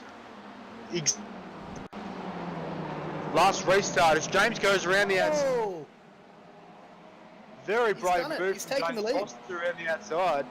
I'm not sure if Sean slowed him up there or what happened there, but James definitely got the move done. All clean, all fair. The boys are off and running. And now P1 and 2 have about half-second gap back to run. And then you have Pat Gallo and Ed Foster closely behind. We should ask the question as well, boys. We're talking about Jason Markowski in the Kia. Will he need to make another stop? Will he make it on fuel?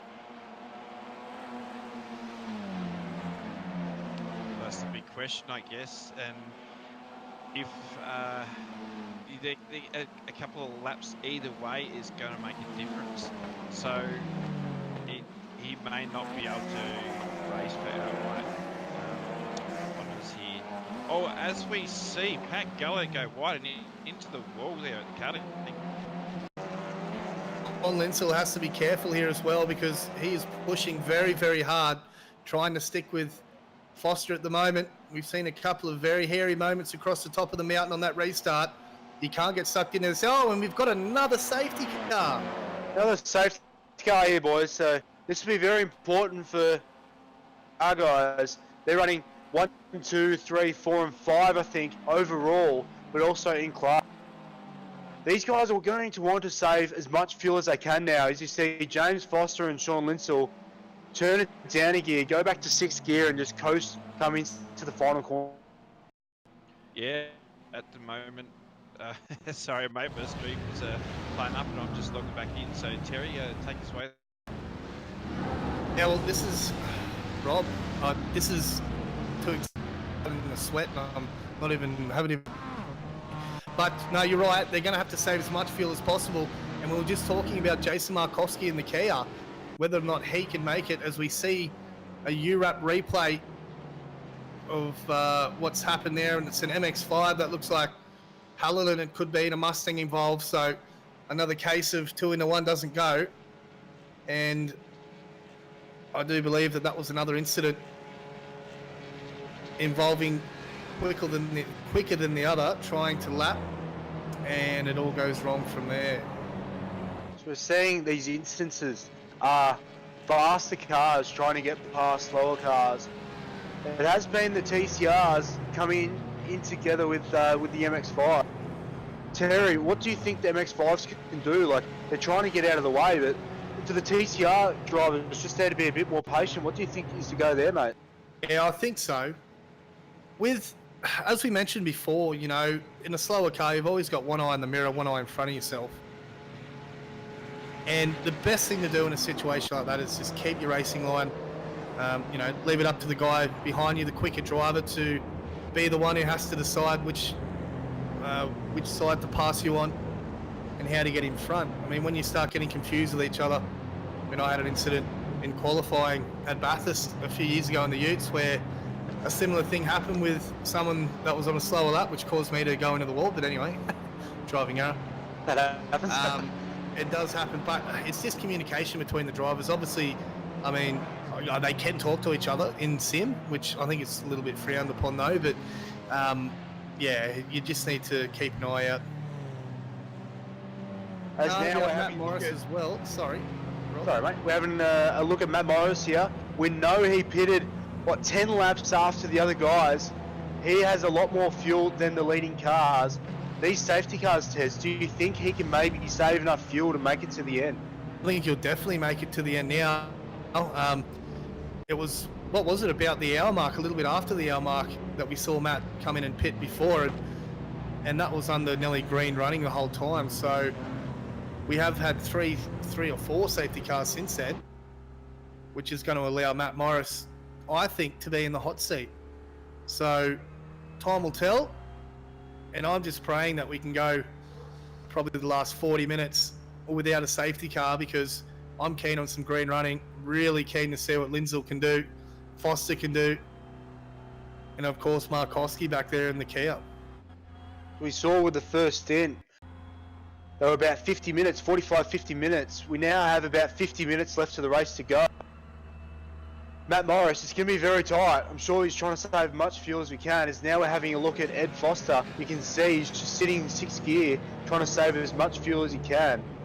We know with these race cars, the lower revs you can keep, the more fuel you're likely to save. So if Ed can keep doing what he's doing, I'm sure the guys ahead of him are also doing the same thing or thinking about strategy at this point in time. If they continue to just save fuel, maybe we could see green flag running and no more pit stops to the end of the race test. I'm wondering if as well, sorry Tristan, I'm wondering if as well, do you think James will slow down Sean and Ray possibly to help his brother come back up and try and gain that 1-2 photo finish that they probably want to see at the end of the 2 hours and 20 minutes? I'm not sure. I know they'd like to see it, but I think just in James's instincts, his instinct is to go, go, go. And James wants this win like nobody else. Like I said earlier in the broadcast, James Foster has won the first 2 PDC events, and he's looking to take the third on the trot. So I can't see James slowing down, mate. Yeah, it'll be interesting to see the end. Yeah, no, look, everyone's out to win. You know, really, if you're not out to win, what's the point of being here? Look, I know it's good to get better and all that, but this PDC3, this is it's a thing to have the honour of winning one of these events would be quite an honour. And look, it's interesting to see how these guys they've been racing hard and racing clean, consistent, and they're at the front of the pack most of the race, but a caution like this could change everything. What do you think, Terry? Yeah, certainly. It certainly changes the dynamics of the race. Now we've slowed everything up. The clock is ticking down. We've been under safety car now probably for 10, 12 laps, you know, in the last 20, 25 minutes. So heat temperature's down, concentration levels are down as well. And you quite often see if a driver's in the zone, he's in the zone. Once he starts backing off and slowing down, that's when he starts making mistakes, because I guess that muscle memory is a little bit different to what it would be when you're driving at 110%. Absolutely, mate. And as we have a look at this Mustang of Tony Pinkin, I believe that is the Rusty French livery. I really like that livery, the black and gold. We saw Thomas Randall driving that around Phillip Island, and man, that looked awesome. What do you think, Ted? Yeah, they are a fantastic looking livery. And you're right, Thomas Randall did run that livery, but the black and gold, the old, what is it, the JPS, John Player Special. the JP Courier Special. No, it's No, they are a very, very good looking livery, and I just love retro round too, don't you? When the supercars come to Sandown, you see all the old liveries. I think they really, really are cool, and some of the creative works that come out of those retro liveries are awesome. Do you think, Tristo, we could see retro liveries or retro rounds come to sim racing? I mean, for the Scops, I believe they do it at Imola every year or every season or something. Do you think maybe we could do it with the PDC event, Tristo? Oh, for sure we could. You know, the more we bring real life across into sim racing, the more the two merge. And look, I've also seen retro round in Ant's car, which is something an awesome league for the NASCAR type class cars. And look, it brings a change to the atmosphere and a fresh face on your new car. Retro round in PDC3 would be great. Maybe that is something that we could look at for future references. I know a lot of the teams go into a lot of hard work to get these cars looking how they are. I mean, I know from our point of view, JP's Sim Shed, JP's put a lot of time in to get these cars looking the way that they do, and they look absolutely fantastic. Because now we have a look at Blake Urquhart. Here we're talking about this Abruzzi livery. What do you think, Tez? The chrome, orange, black, mate, I reckon it looks fantastic. Chrome, fluoro orange and black are my absolute favourite colours in a race car, and I even had a helmet wrapped in chrome, fluoro orange and black, so when any of those combinations come together, it absolutely pops and looks fantastic. And I'm so happy that iRacing has brought in the fact that now we can have chrome liveries, we can have chrome on the cars, on the wheels. It certainly adds a new dynamic and a new aspect to it, doesn't it? Yeah, 100%, mate. As the safety car lights are out, James Foster will look to take the field away for another restart. As I say, safety cars breed safety cars. However, in the top 6 or 7 cars, it is just TCR. And then we have Jason Markowski followed closely in the Kia. As they go green flag running for another time, got about 49 minutes left of this race to go. Tristo, do you think James can pull away from Sean here? Look, it's quite possible. Tyres are about equal across the field a bit. But it looks like he is. He's pulling a bit of a gap there. And I guess this is important running into the last part of the race, because if he gets that bit of a gap, the others are going to have to work twice as hard to chase him down and get that part. As we see Jason Mikowski there making a good inside pass on Edward Foster. Wasn't it correct? Oh no, Blake Urquhart. Terry, what do you think if the guys at the front... Oh, sorry about that, Rob. Markowski ran very, very wide. He was caught out on cold tyres into the tyre power cutting and nearly ruined all the good work he's done today. Running very, very wide and just scraping the wall. He was quite lucky to get away from that, as he does get in front of Edward Foster. Sorry, Rob. Good, mate. So you see how James has now pulled a gap on Sean. It's now a second and a half. And then 1.4 seconds back to Ray Oliver. Do you think with these guys doing such fast laps, do you think they might have to pit again without them saving fuel? What do you think, Tez? Oh, look, I can't see them having the pit again.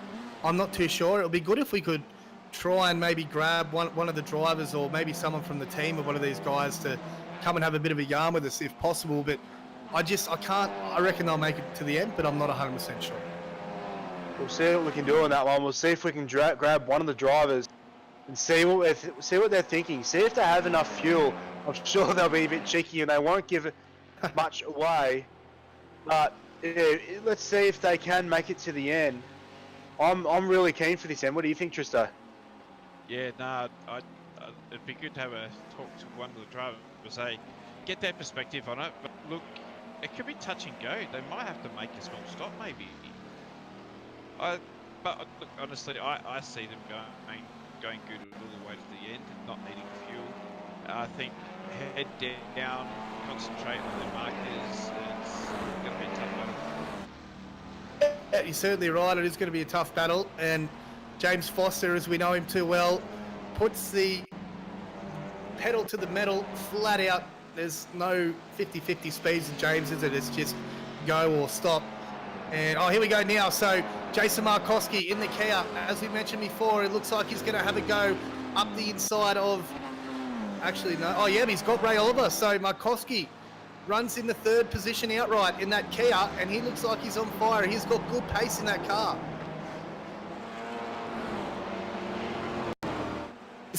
Now making his way up through the traffic, and he's got Markowski all over the back of him. He may have been held up by that Mustang then.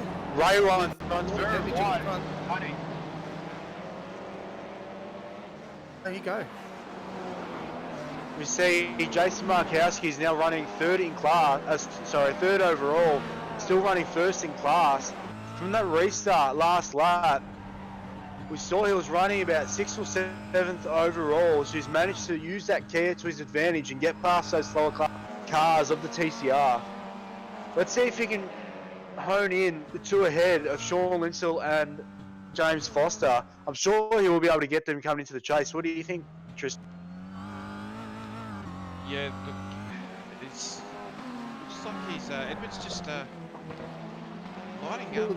Having a go at Oliver, isn't he, Tristo? He's really ducking left and right. He wants to get past his car of Ray Oliver as Oliver runs a little bit wide out of the elbow, and this is going to allow Foster to have the run down Conrad. Yeah, look, he's just sitting there nicely behind. He's not going to do anything silly at this point, and he's just going to take his time. Remember, these guys are teammates. These guys are teammates, so they will not want to make contact. As Ed Foster goes past Ray Oliver with the slipstream coming into the... Do we think Ed Foster can now close up the gap of Sean Linsell? We saw at the start the two Foster brothers from the P3 and P4 car. Can we now see Ed Foster closing the gap to Sean and James, whilst not using too much fuel that he'll have to pit again, Terry? Sean and Jason having this battle for second position as well, that will certainly slow them two up, and it will allow Edward Foster to get onto the back of these guys. But Markowski now has a look up the inside of Mountain Straight of Linsell. They're going to go side by side in a turn. And just like that, Jason Markowski makes his way back all the way into second position. He's had to fight hard for it, hasn't he, guys? He hasn't had a smooth afternoon at all, but a couple of things have gone his way with the safety cars, and now he finds himself hot on the tail of our race leader, James Foster.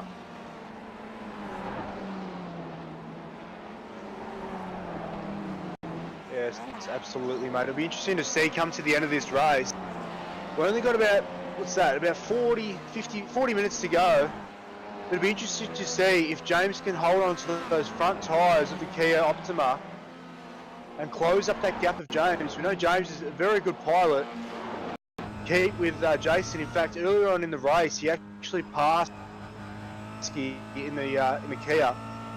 So it'll be interesting to see if Jason cannot use the edge of these tyres while holding off Sean Linsell in third place, second place in class, but also catching James Foster. What do you think, Trista? Yeah. Sorry. Yeah.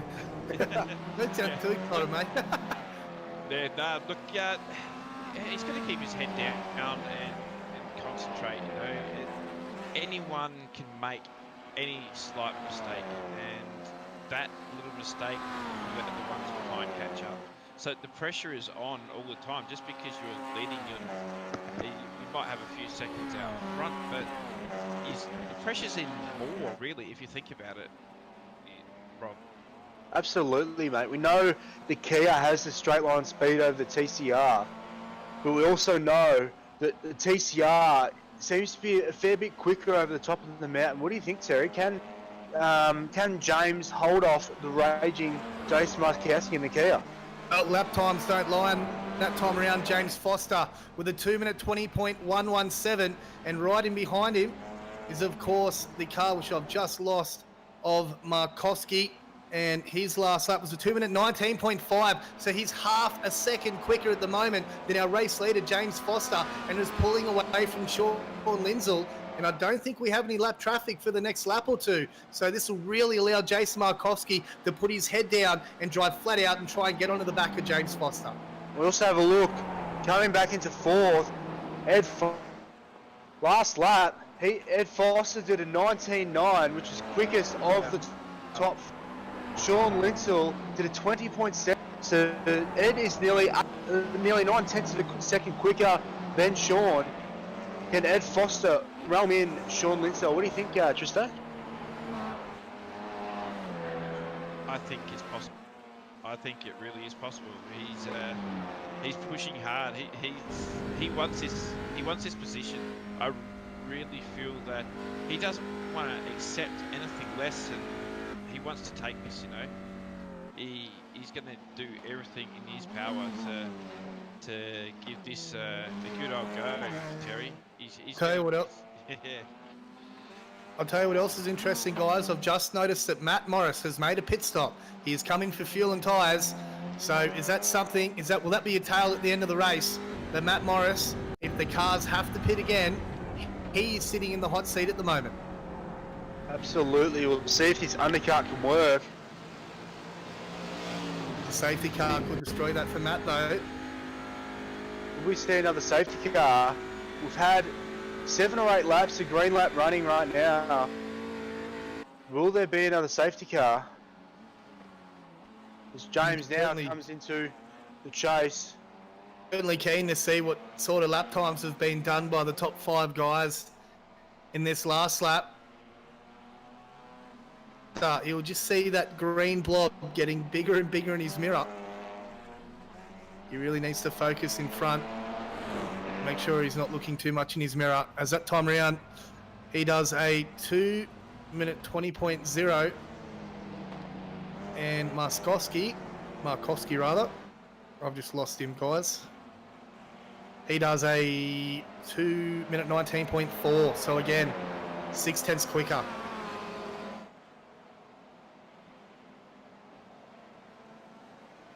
On Linsell with a 2-minute 20.0. He's just done his fastest lap of the race.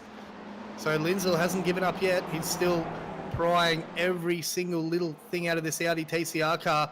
And Edward Foster as well, 2-minute 19.7. The fastest TCR on the circuit at the moment, lads. So is Ray Oliver back in 5th place. Ray's just done a 2:20.77. That is his fastest lap of the race. But now as we look at Ed Foster coming up to the tree, there's a slower Mustang up ahead that might hold up Sean. So is a TCR car. And that's Jack Anderson. He actually just held up Markowski a little bit there. Not his own. It wasn't his fault though. He was trying to get out of the way and do the right thing. See Ed coming up behind Jack Anderson here. Oh, Jack's trying to get out of the way. Nothing wrong with that. May have held Ed up there for a second or two, but that is okay. Jack tried to do the right thing and let the faster car go by, Tristo. Yeah, look, you can do what you can, and you saw he was getting out of the way there, and so full marks to him. But Edward, he's got his head down now, and he's sitting in 4th position in TCR. Look, coming into the last part of the race here, boys, it's tensions will be quite high inside those cockpits right now, Terry. Yeah, they definitely will be, Tristo. The pressure will really start to mount on these drivers now. As we just have a quick run back in the Mustang category, Paul Nichols is still leading that one from 3 seconds over Tony Pinkhead, and then Ben Collard another 20-odd seconds behind him. And we also, Ben Collard being the last driver on the lead lap and sitting in 22nd position. So still 22 cars in the lead lap, which I think is pretty good considering we started with 49. Absolutely, mate. And as we have a look back at Nathan Clark, Kyle Stevens and James Ruwell, that is a battle of 3 cars for P9, 10 and 11. The 3 of them are within a second of each other. It'll be interesting to see who can come out the best of that one. To Markowski in 2nd position in the MS Kia. Lost a second in that last lap to James Foster with the traffic, so he will be a little bit frustrated with that. As we go back to Sean Linsell, he did a 2-minute 20.1. Edward Foster with a 2-minute 20-point run, and Ray Oliver with a 21.5. Boys, we've been travelling now for 1 hour and 48 minutes. What's your take on the race? We've had a fair bit of action so far, and where we sit now on the closing times, Rob and Tristan, who do you think's sitting in the hot seat at the moment? Well, I think James Foster will be very hard to beat. He's driven very well, very fast, very consistent from the start. So now we have a look at the battle in 11th. Nathan Clark, Cole Stevens and James Ruwell. The three of them are for position, very close. They're all within a second of each other. Hopefully there's no contact between the three of them, Tristo. Yeah, no, that is the last thing they would want at this stage. They'd want to keep the cars as clean as possible and bring it home across the line in the best shape. I guess you do what you can do. You can't foresee the future, but it's battling out there all day. Like I was saying before, the physical build-up. You near the end part of the race, it's almost 2 hours, Terry. They're going to be beaten up out there, aren't they? Yeah, there will be, and little things like needing to go to the toilet, things like that, that'll start running into your mind as well after running for an hour and 50 minutes. We should probably mention too that these three guys here, Rob, are all teammates from Pace Syndicate. Absolutely, mate. And the last thing they would want is car contact. As you see, James Ruwald under the rear wing of Kyle Stevens. Can he get the job done down at the chase? Goes up the inside. Can he hold it off? Gets to the apex nicely. Well done, James. No car contact there. That's the last thing that they want. Now, can James catch up to Nathan Clark ahead? As we've stated, these three are teammates. They're probably using the same setup as well. As Nathan Clark up ahead is now on the back of Blake Urquhart.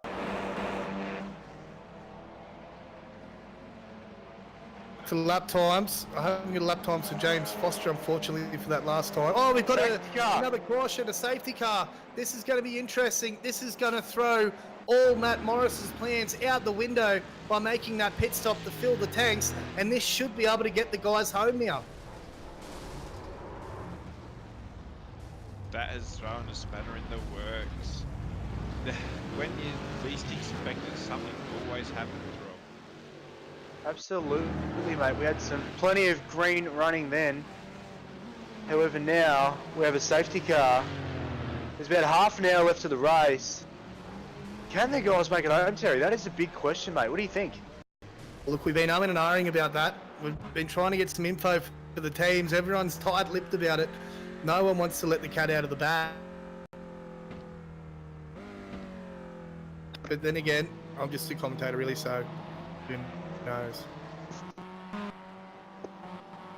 Terry, you've done many races around here, mate. Real life and sim racing. Where do you think the hardest place on the track is, mate?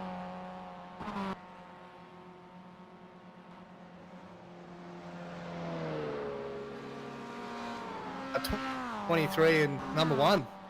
I know it sounds funny, but they really are, especially turn 1. Turn 1 is such a later apex than what you're expecting. You have to turn in so much later, and your brain's always telling you to go in early. You quite often find yourself wide a lot of the time. Another hard corner that I find that's very, very tricky at times is actually the right-hander before Forest Elbow. Yeah, that can really, really get you, depending on what you're driving. I mean, the car's very unsettled there under the braking coming into the Forest Elbow, and it's a corner that if you take lightly, you can certainly see yourself in the wall very quickly. But best part of track anywhere in the world, in my opinion, is definitely going over the top between Silman Park and Skyline. Just the terminal speed across the top of the mountain with such little area to make a mistake is, for me, just the absolute ultimate, Rob. Absolutely, mate. Now, with half an hour to go, we do not want to see anything happen. We're now under safety car. Nearly 25 minutes to go. Tyres are worn. Still have a bit of an edge on them. As you can see here, James Foster in the lead. That is overall race lead. And then James Markowski in the faster Kia is just behind him. I'm sure he has enough fuel to finish. And then behind him is Sean Linstill. Sean has been very quick today, the underdog more or less. And then in amongst those pigeons is also an MX-5 between Sean and Ed. So, Tristo, do you think this MX-5 might cause some drama in the restart? Look, it's quite possible that they do. And I guess the best thing to do would be move out of the way as safe and quickly as possible and let them pass. It's going to happen anyway. You don't want to cause an incident, and you want to get the faster cars out the front so they can race. Terry. We're hoping soon we may be able to possibly get a driver up here for a chat. We're just behind the scenes now trying to make that happen. But as you can imagine, the drivers right now, probably the last thing they want to do is talk to us commentators, because the strategy is certainly unfolding and playing out into our hands at the moment. So it looks like we have another penalty just handed out here. Car 355. I believe you are correct, Tristo. So that's Rob Crisdale. It's our own Robbie Crisdale. Well, Chris on the Mustang has unfortunately got a 30-second penalty. I'm not sure what that was from. Maybe that was the cause of this safety car. Have you guys seen anything that I haven't? I have not, no.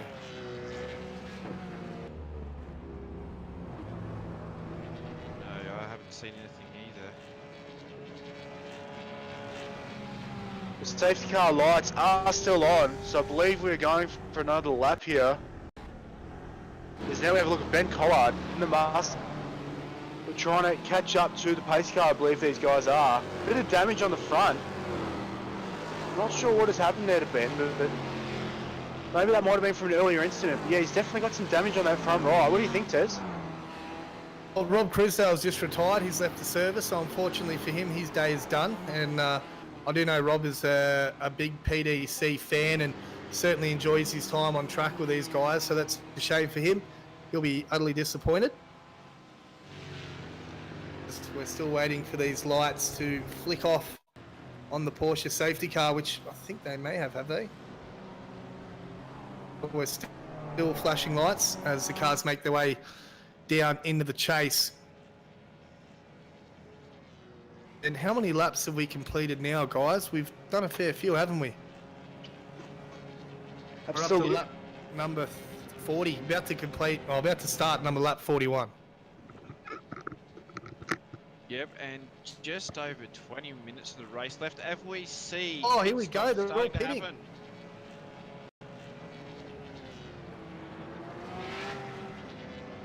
So we've got literally everyone in contention pitting here, don't we, Terry? Hang on a second. Remember, Matt Morris made that pit stop a few laps ago. This will probably need seat. We need to see where Matt Morris is on the track at the moment. Exactly what he's going to do. Oh no, Morris is in the pits as well.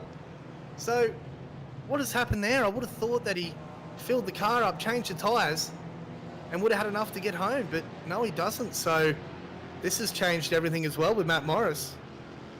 Yeah, no, it definitely has. I would have thought he would have had enough to finish, but look, he obviously hasn't.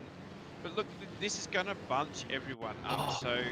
Markovsky as well, Tristo, sorry to cut you off, but he's opted for 4 new tyres, which has held him up massively in pit lane, and he has been absolutely swamped. Yes, that could be a costly mistake, and it may not have been intentional, Terry. Possible. Possibility that he may have left that on in his pit sequence and they've changed the tyres without him wanting to. Yes, no, that could be costly. That could really be costly. So everyone bunched up here, so it's going to be a sprint to the finish, Terry. It will be. It's going to be all-out war, I think. And we're not going to really have much of an indication on who's going to be where until the next lap as we wait for the guys to go around on the safety car again. And this will probably be the last lap on the safety car as well, guys. Yes, it will, as now we have actual commentary from one of the guys that has just been given a black flag and has actually just left the server, Rob Crisdale. What happened there, mate? Basically, I had an incident with Matt Morris, as you're wondering, so it was basically my fault. I got told to wait for a car. I pulled over to the right-hand side, probably slowed down the weight, probably too much, and he came over the hill and slammed in the back. That is no good, mate. Was that the reason for this safety car here? No, that was the safety car was already out, but I went in the pits, came out, and then got told on the server to wait for a car, and I've done this before where I've gotten a penny if you don't wait, so I decided to pull over to the right-hand side of the road, but obviously slowed down too much, and Matt didn't see me coming over the hill and obviously slammed in the back, so sorry to Matt. Rob, Terry Nightingale here. We're watching you out through the for the broadcast there, and you look like you're having a bit of fun. Seem to be now sitting up with us and watching it with 20 minutes to go. Yeah, it's pretty disappointing, but you know, you live and learn by all these sort of things. It's good fun out there. It's just a bit hectic when the restarts when you're all bunched up amongst each other. So, but no, it's good fun. One of the main things that we've been pointing out, Rob, through the course of the broadcast is the fact that a lot of the guys in the mid-pack cars, say like the Mustang, even the MX-5s, you've got one eye on the mirror and one eye ahead of yourself. And how hard is that when you're trying to have your own battles, you're trying to be competitive yourself, and having to deal with the faster cars coming through lapping you? It's extremely difficult, to be honest. Just the guys in the TCRs obviously want to get through you. Some of them are probably a bit too impatient, as we've seen. You're trying to get past the MX-5, you're trying to watch your mirror all the time, so yeah, I mean, I think there's just going to be a bit more patience for the next one, but they'll get through on the straights, but yeah, it's pretty difficult, to be honest, but the only thing with I'll say with the Mustangs, in terms of iRacing server, is that hill or skyline, the curve there, for whatever reason, if you put your front wheel on it, it basically rips your wheel off. Absolutely, mate. Well, Rob, thank you for joining us. Unfortunate to see you out, mate, but thank you, and we'll see you at the next one. As now we've just gone live here. The lead car seemed to be slowed up as now Nathan Clark from Pace Syndicate event. It's actually PDC 1, 2, and 3 here. Oh, wow. Wow, they've really got the start here. We've got Nathan Clark, James Ruwald, and Kyle Stevens here. Well done by those boys. Can they make it to the entrance?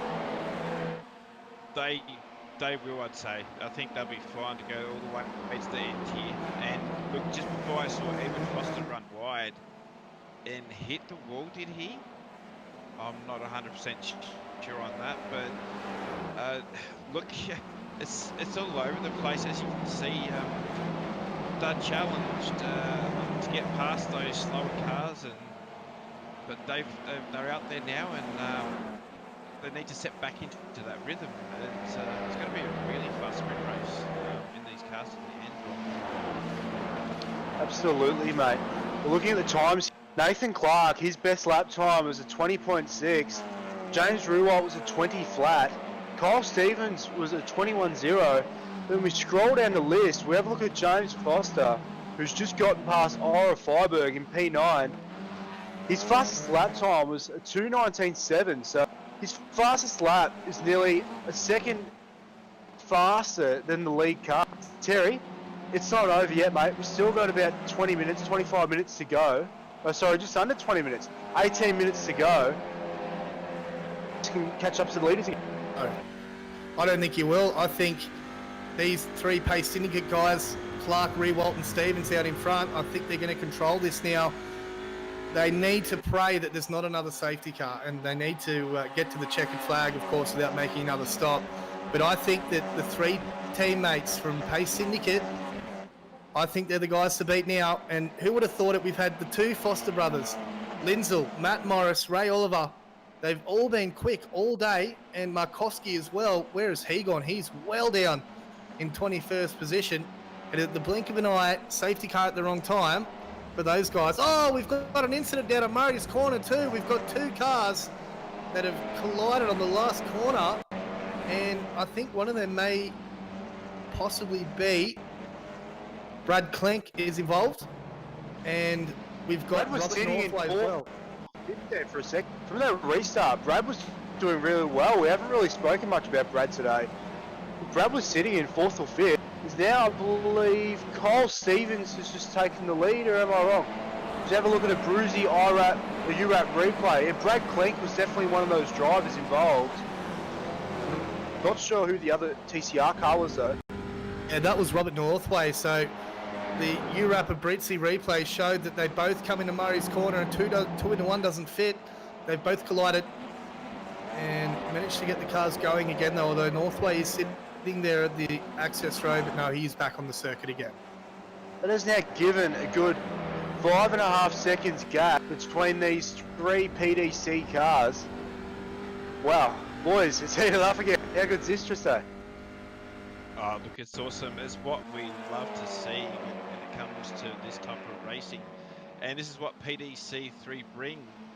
This is why, the more involved, the better. It's great racing. It's tension on the edge of your seat stuff. It's just having a look back here. Edward Foss says he's trying to make moves across the top of the mountain. And he's got the two Velocity TCR cars running behind him there, Terry. Oh, Yeah, wow, so- mate. It's the top here. Oh! Matt Morris in the wall! Does that matter, or is that Peter Hunter? Just a quick look there. I believe that was Matt Morris. We have a look at a Bruzy URAP replay. Matt Morris cuts the corner, gets on the there was a grate there, hard into the wall. That's both Velocity magazine cars around. Hopefully we don't see another safety car, boys. Yeah, fingers crossed we can stay green, because I want a 15-minute battle, not a 2-minute battle. And yeah, no, he's just lost it all on his own. Into the wall big time, and he's taking his teammate with him. We knew from the start Matt Morris had pitted early. He did the alternate strategy that we haven't really spoken about much, or haven't really seen here for PDC. And yeah, wow, that's not very good for Matt. As now we look at these top three again, we can see Pat Gallo, Kester Mack, and Ben Henniker in the background. The three of them are trying to catch up to these lead packs. These guys, Nathan, James, and Kyle, are really working well together here, Tristo. Yeah, no, they are, and that's one thing you need to think about in these races is working together. The person in front may not necessarily be your teammate, but you need, as we're seeing, a few instances here today, Terry. Yeah, no, it's been happening all day, unfortunately.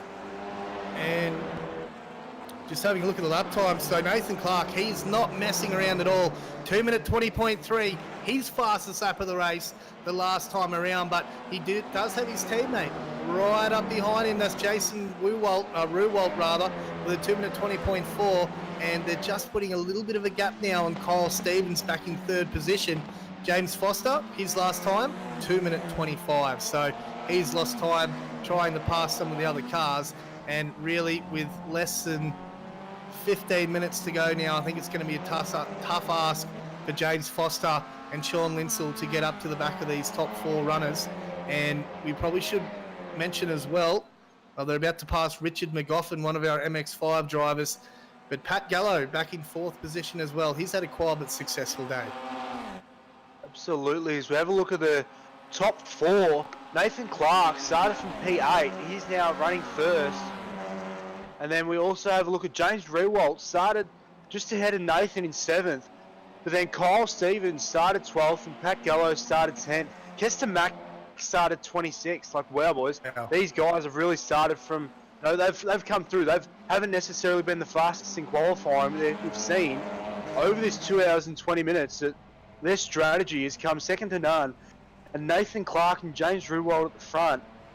Nathan has just done a 20.5 and James has just done a 20.3. So James Rewald is about 2 tenths quicker. But you can see these guys are working together. They're not fighting each other. They're not costing each other any lap time. And I can't see these guys falling behind. What do you think, Tristo? No, look, they'll be on each other right until the end. And I was just looking at the temperature, and it's dropped a little, but not a lot. I guess that's why we've seen some lap times drop. Look, the pressure's on, Terry, on to the end. It is. It is a sprint race now with only... How many laps do you think we'll get in, boys? 5 laps, maybe? What have we got left? We've got about 12 minutes left. It's about 2 minutes 20 a lap.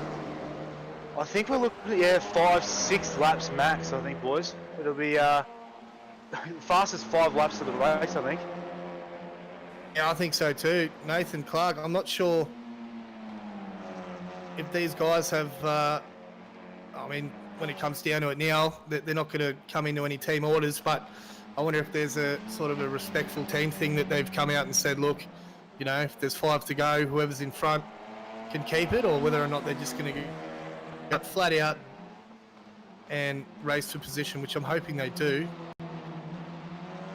Last time around, Nathan Clark, his time was a 2 minute 20.5, and as I lose them all once again, James Rewald I think was a little bit quicker that last time. He was a 2 minute 20.3, and Kyle Stevens has just dropped back a tad with a 2:22.3. So must have had a bit of a moment last lap in the U-Wrap Audi TCR.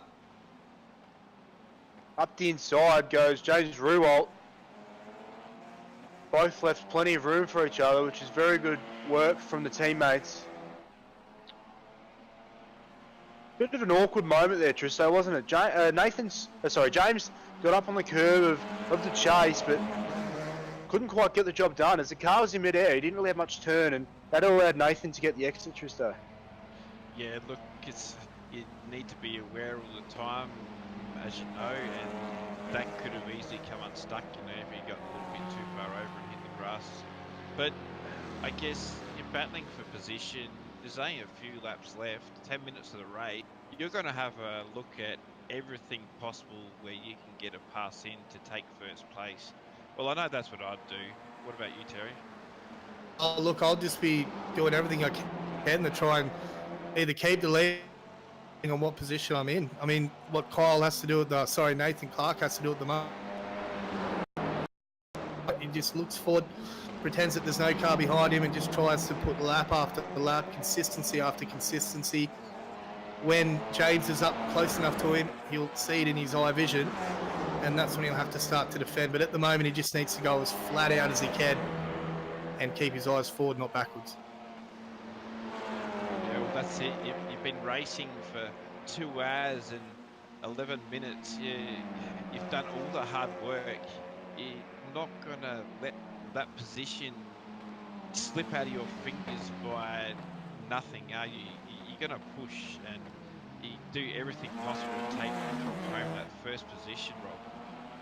Absolutely, mate. We've seen in the last race that safety cars come towards the end and you often see cars bumping into each other, car contact. When these Audi TCR cars, as we've spoken about, front wheel drive, they're almost like a little touring car. Well, they are a touring car, but almost like a little V8 supercar type car. They can cop the hits and everything. So come to the end, Terry, we might see a little bit of Biff and Barge come to the end here, mate, as we see. Oh, here we go. Look at this now. Clark goes on the defensive. Rewald around the outside. They're going to go run side by side into the chase. And Rewald takes the lead from Nathan Clark with an absolute gun move around the outside of the kink in the chase. And now they're going to have to negotiate 2 lap cars as well. Oh. And this is going to allow Clark to come up the outside. And he's got back the lead with a slower Mustang getting in the way. Rewald takes the lead but has to let Clark back through again, Rob. That was a very, very crazy moment. Wow, that was, yeah, like you said, mate, that was very crazy. I wonder if that was team orders coming down. Nah, definitely not. I just think, like I was talking about before, you know, you're down to the last few laps. You don't want second, you want first. You've been driving these 2 and a bit hours. You're gonna do everything you can to take that first position. Tell you who's sorry, Tristan, to cut you off. I tell you, he'll be absolutely kicking himself at the moment. Is Jason Markowski. The lap times that he's been doing the last 3 laps, 2 minute 20.8 last time around. 2 minute 19.1 the second last time around. The lap before that, a 2 minute 18.1. So he had the pace to win it, just the strategy wasn't in the right place.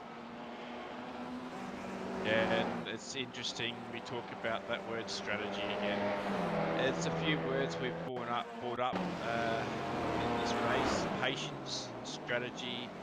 A lot of words that are associated with. Oh no! Oh! Pat Gallo, sorry Tristo. Pat Gallo's in the wall. We have a caution with 7 minutes to go. I really hope this does not stay under the safety car as we're having a look at a Bruzy U-Wrap replay.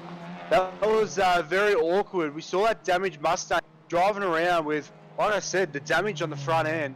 Pat Gallo went to go around the outside coming into the and unfortunately, it just went all wrong. So now we have a safety car. 6 minutes to go.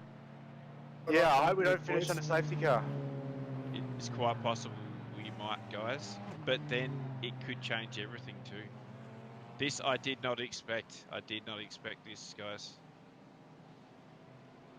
We have a pace syndicate, P1, 2 and 3. I tell you what, James Foster is now in P4. James Foster is in P4. He was like 10th like 5 laps ago. He has gotten through all the lapped cars. He can run with these guys. Last lap, James did a 2:20.4.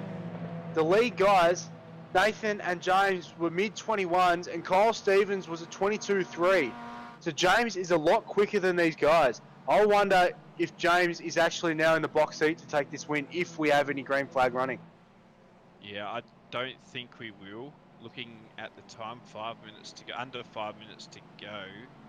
It's usually 3 laps to safety car, isn't it? Yes. Well, that is a shame. Hopefully there's a miracle and we're able to finish this race on the green, because overall it has been an absolute nail-biting thriller. And for the first time of us boys commentating together, it's been quite an enjoyable race, hasn't it? Yeah, look, it has. It's been a great day, great exciting racing, great clean racing for most of it, no respect. It's been great to call. Awesome calling the race with you two fellas. It doesn't feel like it's been 2.5 hours we've been sitting here, does it? No, It definitely doesn't. Been good fun. Thank you, Tristo. Terry, thanks for the late call up, mate. It was thanks it's for awesome having to us, have you mate. along. It's awesome to get a real life race car driver. It doesn't happen much. It doesn't happen very often in commentary. We have a real life race car driver commentate a race and get his insights into the race in terms of strategy. Like we said at the start of the race, Bathurst, Tez, it's like the back of your hand, mate. You can see the track from your house. It's funny you say it's on the back of my hand. It's actually tattooed on my wrist. I see it every day. It's no, it really. I love Mount Panorama. It is the absolute holy grail of things and anything in the world to me. And yeah, to be able to sit here and look out the backyard and see it there, I'm very, very lucky. But no, thanks again for having us. Hopefully, guys, it's not all over yet. Hopefully, we get a green lap in. But I don't like the looks of it. and it's not just a great racetrack, is it, Terry? It's an awesome place to visit in the beautiful part of the country. It really is. 46,000 people are here now. We're actually bigger than Orange in New South Wales now. Orange was certainly the biggest little city in Central West, and we've taken that crown from Orange, and it really is a great place to live. It's got everything you need. We're only 2 hours from Sydney if we have to go into the big smoke for anything, and it might be a small city, but it's still got that country, close-knit community feel about it. Everyone knows everyone, and although it is expanding very, very quickly all the time, it's not just about Mount Panorama either. We've got one of the best universities in the country, being Charles Sturt University, and just the infrastructure in Bathurst is really, really good. It's forever expanding and getting bigger. Shout out to the bakery in the main street. I may or may not have had a meat pie and a sausage roll in the main street of Bathurst. It's an awesome town. Great racetrack. One of the best in the world, I believe. It's definitely the best in the country. And yeah, we love coming here every month. Thank you to Pace Syndicate Events for having us. It's been awesome to call it, and hopefully we still got one more lap of green flag running. Yeah, it'll be interesting to see if the lights go off the pace car as it heads down Conrod Straight here, going down into the chase. It's what are they going to do? Will we get one more lap? It'll be interesting to see if they will bring out the checkered flag next time around, or whether or not they'll have a green lap, one lap to the end. Now, wouldn't that be a nail biter? I'll probably fall off my chair and have some sort of a cardiac moment, I think, if that was the case. Tension's mounting. I think if we just see one more lap, that's, yeah, look, that could be carnage, or it could be the most exciting lap we've ever witnessed. No, looks like the safety car's staying out. Safety car staying out this lap, but hopefully next time by coming down Conrod, we will see the safety car lights. Safety car lights. Oh. That is very good. We will be going racing next time by. Does that mean we get a green white light because we've got one lap left? There's only 15 seconds into the race. Does that mean that we will finish under the checkered flag because the 2 hours and 20 minutes will be up? I'm thinking we might. It'll be a green flag, checkered flag running, I believe, guys. So these are This is the finishing position, I believe. This will be it. This is...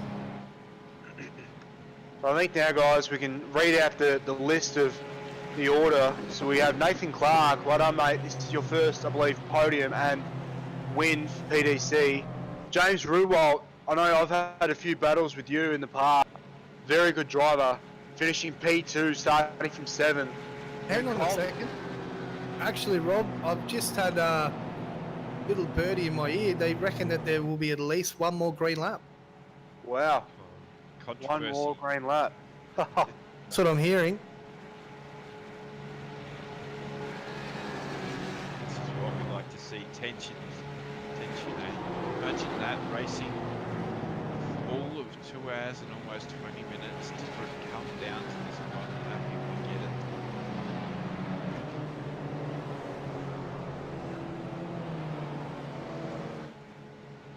Just shows how unpredictable an endurance race can be, Terry.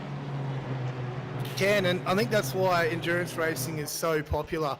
I mean, if you're a cricket fan, I guess you can, in a funny way, compare it to one-day or 2020 matches and test matches. You know, they're completely played out differently to each other, and it's the same as motorsport. You have to have a strategy.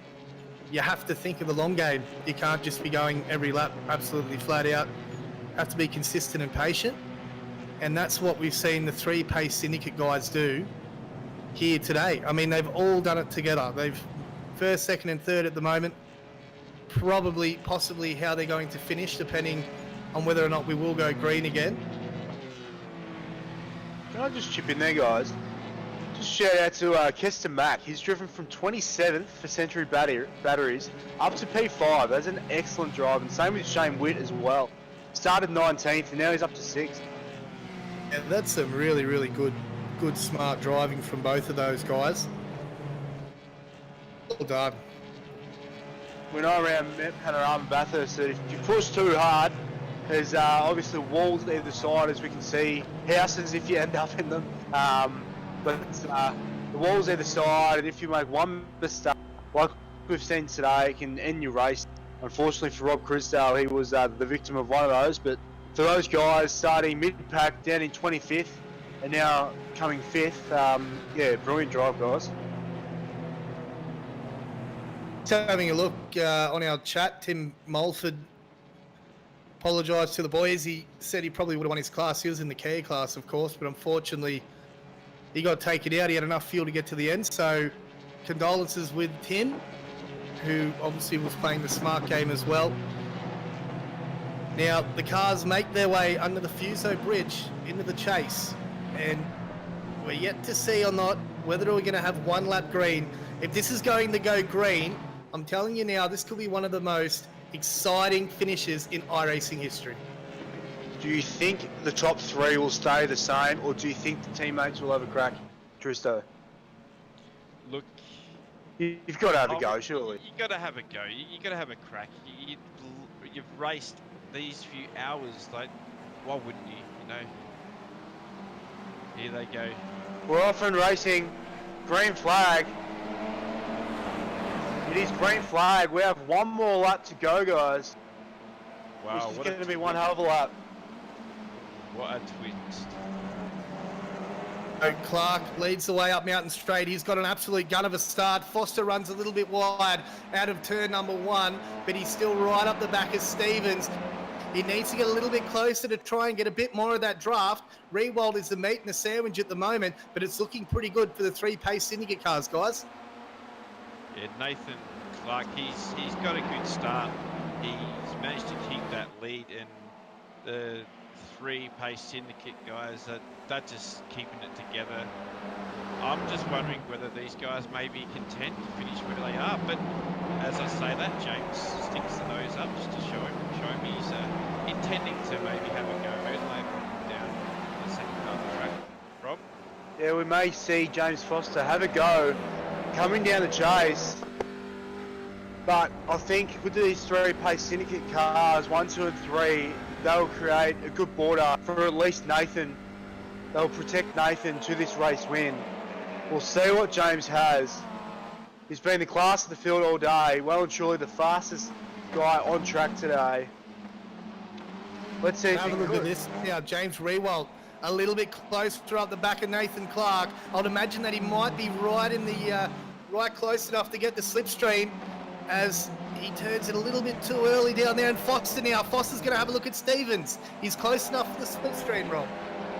Absolutely, as I think Stevens actually clipped the wall on the exit of the elbow. As now Foster's right under his rear wing. Pulls out to the left-hand side. With Kyle Stevens, this is the last lap. Side by side coming through the chase. And it looks like Foster's pulled out of it. As He was too far back, I'm thinking. Smart driving. Played it safe, yeah, definitely played it safe. We know James Foster is currently leading the championship. So I bet he's thinking, take these points other than getting a non-finish. Here we go, guys. What a result. there we have it, guys. Nathan Clark.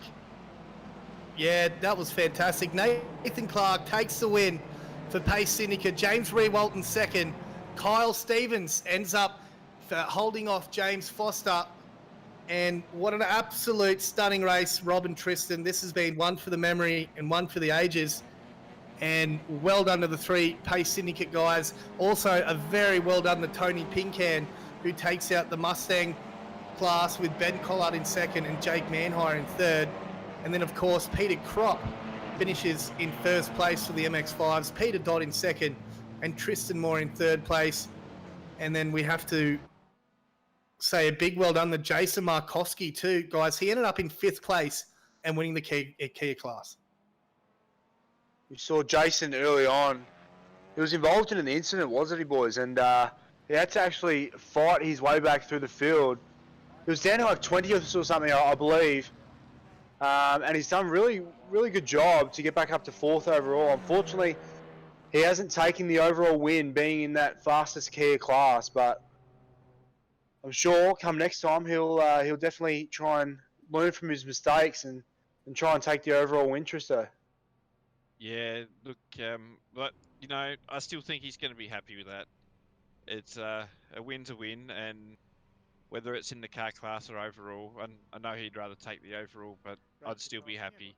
Look, I'm very pleased that that was an exciting race today. It was great to call that, and look, got to say, the majority of the drivers have done an exceptional job and given us something that was great to commentate on, don't you think, Terry?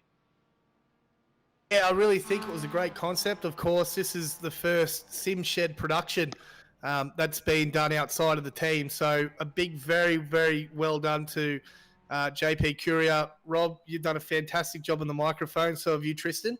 And yeah, that was certainly a very, very good one to call. And I'm sure that we'll all be back. Maybe, Rob, we might even see ourselves behind the wheel for the next one. Mate, we'll give it a go. I've really enjoyed commentating. Terry and Tristo. It's been really good fun. Mate, we'll try and get behind the wheel. We'll see what we can do. I've really enjoyed today. Once again, thank you to Pace Syndicate Events, Kyle Stevens and your crew. You've obviously allowed us to do what we did today, so it's been good fun. And to all the drivers for keeping it relatively clean, Tristo? Yeah, no, it was great, and just want to say thanks to you and Terry and Pace Syndicate PDC3 and our sponsors of Bruzzy Racewear and URAP liveries. So, but look, first of many productions here. I hope, Rob. Absolutely, mate. I believe we're going to try and get some of the guys from the race into the broadcasting station. If we just hold there for a minute, Tristo, we'll see what we can do, mate.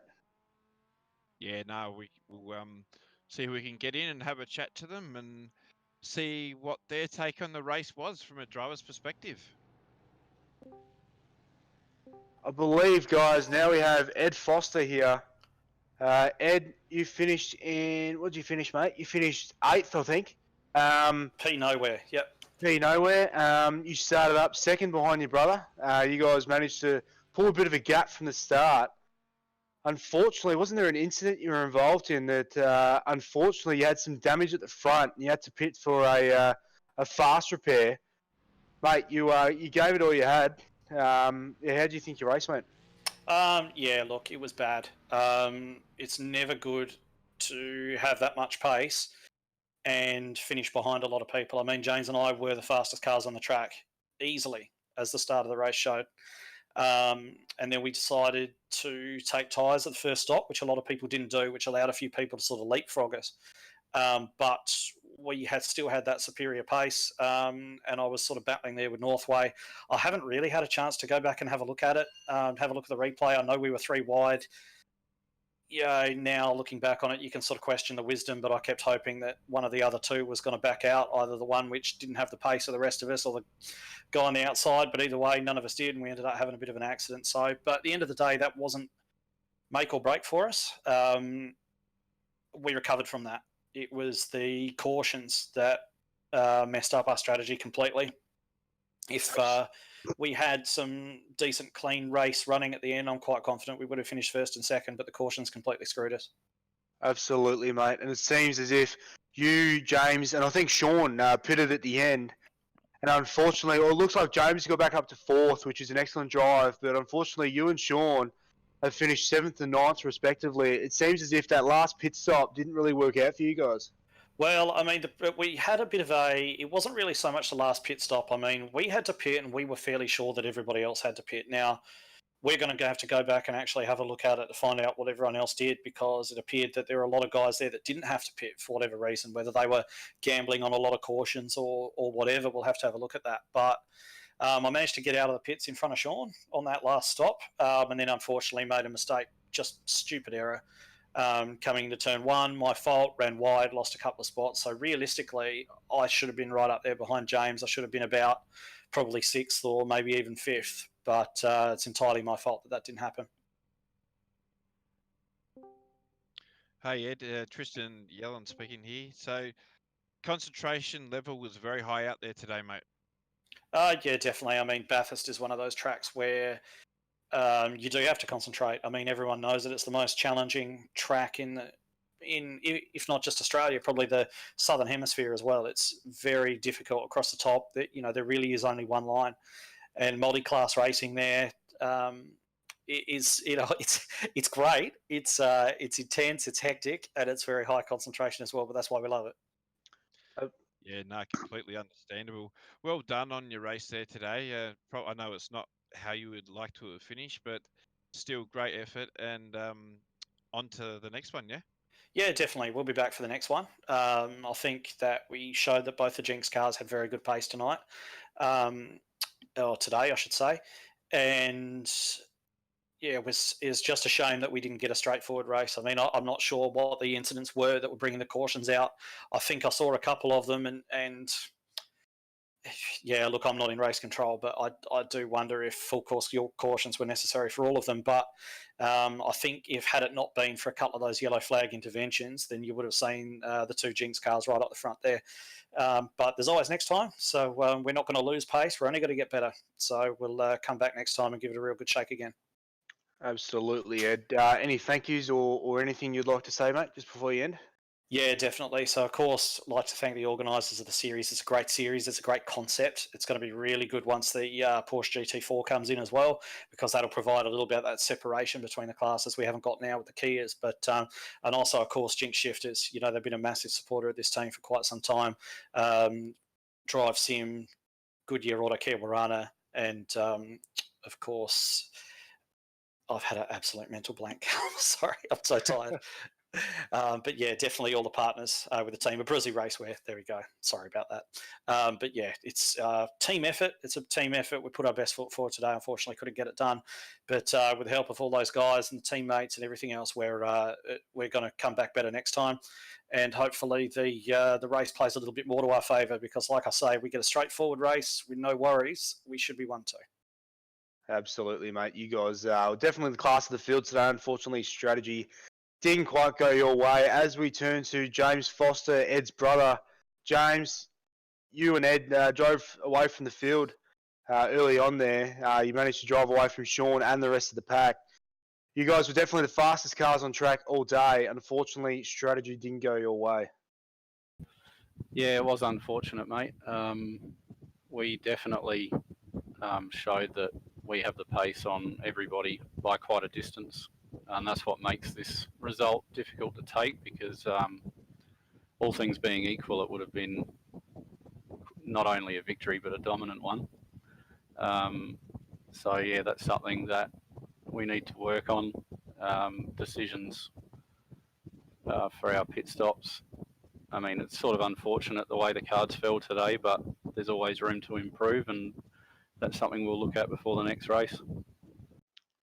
Yeah, for sure, mates. And it seemed that the safety cars didn't quite come out at the time you wanted. I mean, there were a few of you that pitted in the, I think the last safety car, or two safety cars to go. Now, unfortunately, that brought you guys down the pack. But James, you managed to work your way back up to fourth, just behind the leaders. And for that last safety car restart, you were right behind their bumper. What was going through your head at that last restart? To pass all of them straight away. I wasn't going to hold back. I wasn't going to do a David Reynolds, put it that way. No, definitely 100%. I was going to go for it, and I had a poor exit out of turn one. Unfortunately, I touched the grass, which I was really frustrated with, because I was going to be aiming for a pass into Griffins, and then a pass into the cutting, and then a pass into Forest Elbow, and then a pass into the chase. That was the goal. Yeah, wow. So that, yeah, I don't go into those situations with any other attitude. And to win. Absolutely. So, yeah, really disappointed. I mean, I got, as far as I was concerned, all things being equal, the race looked sorted. I mean, who knows whether they would have made it if it wasn't for the last caution. But when I passed Lindsell around the outside of Griffins, and I was able to gap him quite easily, I thought that was the race that would win it. But unfortunately, I think things fell their way, and they didn't fall our way today. Yeah, so frustrating, but at the end of the day, we got fourth. But I'd like to make comment as well of my brother Edward's performance, because his pace was excellent today. Like, to come from where he was in the last race, I don't think he had the speed on Lindsell last race, and this time he thumped him. It wasn't even close. So it was excellent to have the two of us up the front. It's just a shame we couldn't finish it off. Absolutely, mate. Thank you for joining us. We definitely saw that pass. We made a big comment of your pass around Sean at turn two. You tried the first time, it didn't quite work out, but then that second time, you definitely made it work around the outside. Any thank yous or anything you'd like to make, James? Yeah, just to our team, JP Sim Shed and all of our sponsors, so Jinx Shifters, Drive Sim, Goodyear Auto Care Warana, Britsy Racewear, VR Covers, and Cars for Hope. All of those sponsors make all of this possible. So, and I also want to shout out to like the league itself. It's been excellent to drive for. As Ed touched on already, I would have made a few different calls in race control, but I'll just make the comment that, you know, the benefit of sim racing is you don't need a full course caution because there aren't cars on the track that need to be removed by a truck. So we have the benefit of an escape button. So with that in mind, we need to sort of act accordingly with our decisions, but that's obviously their decision, not mine.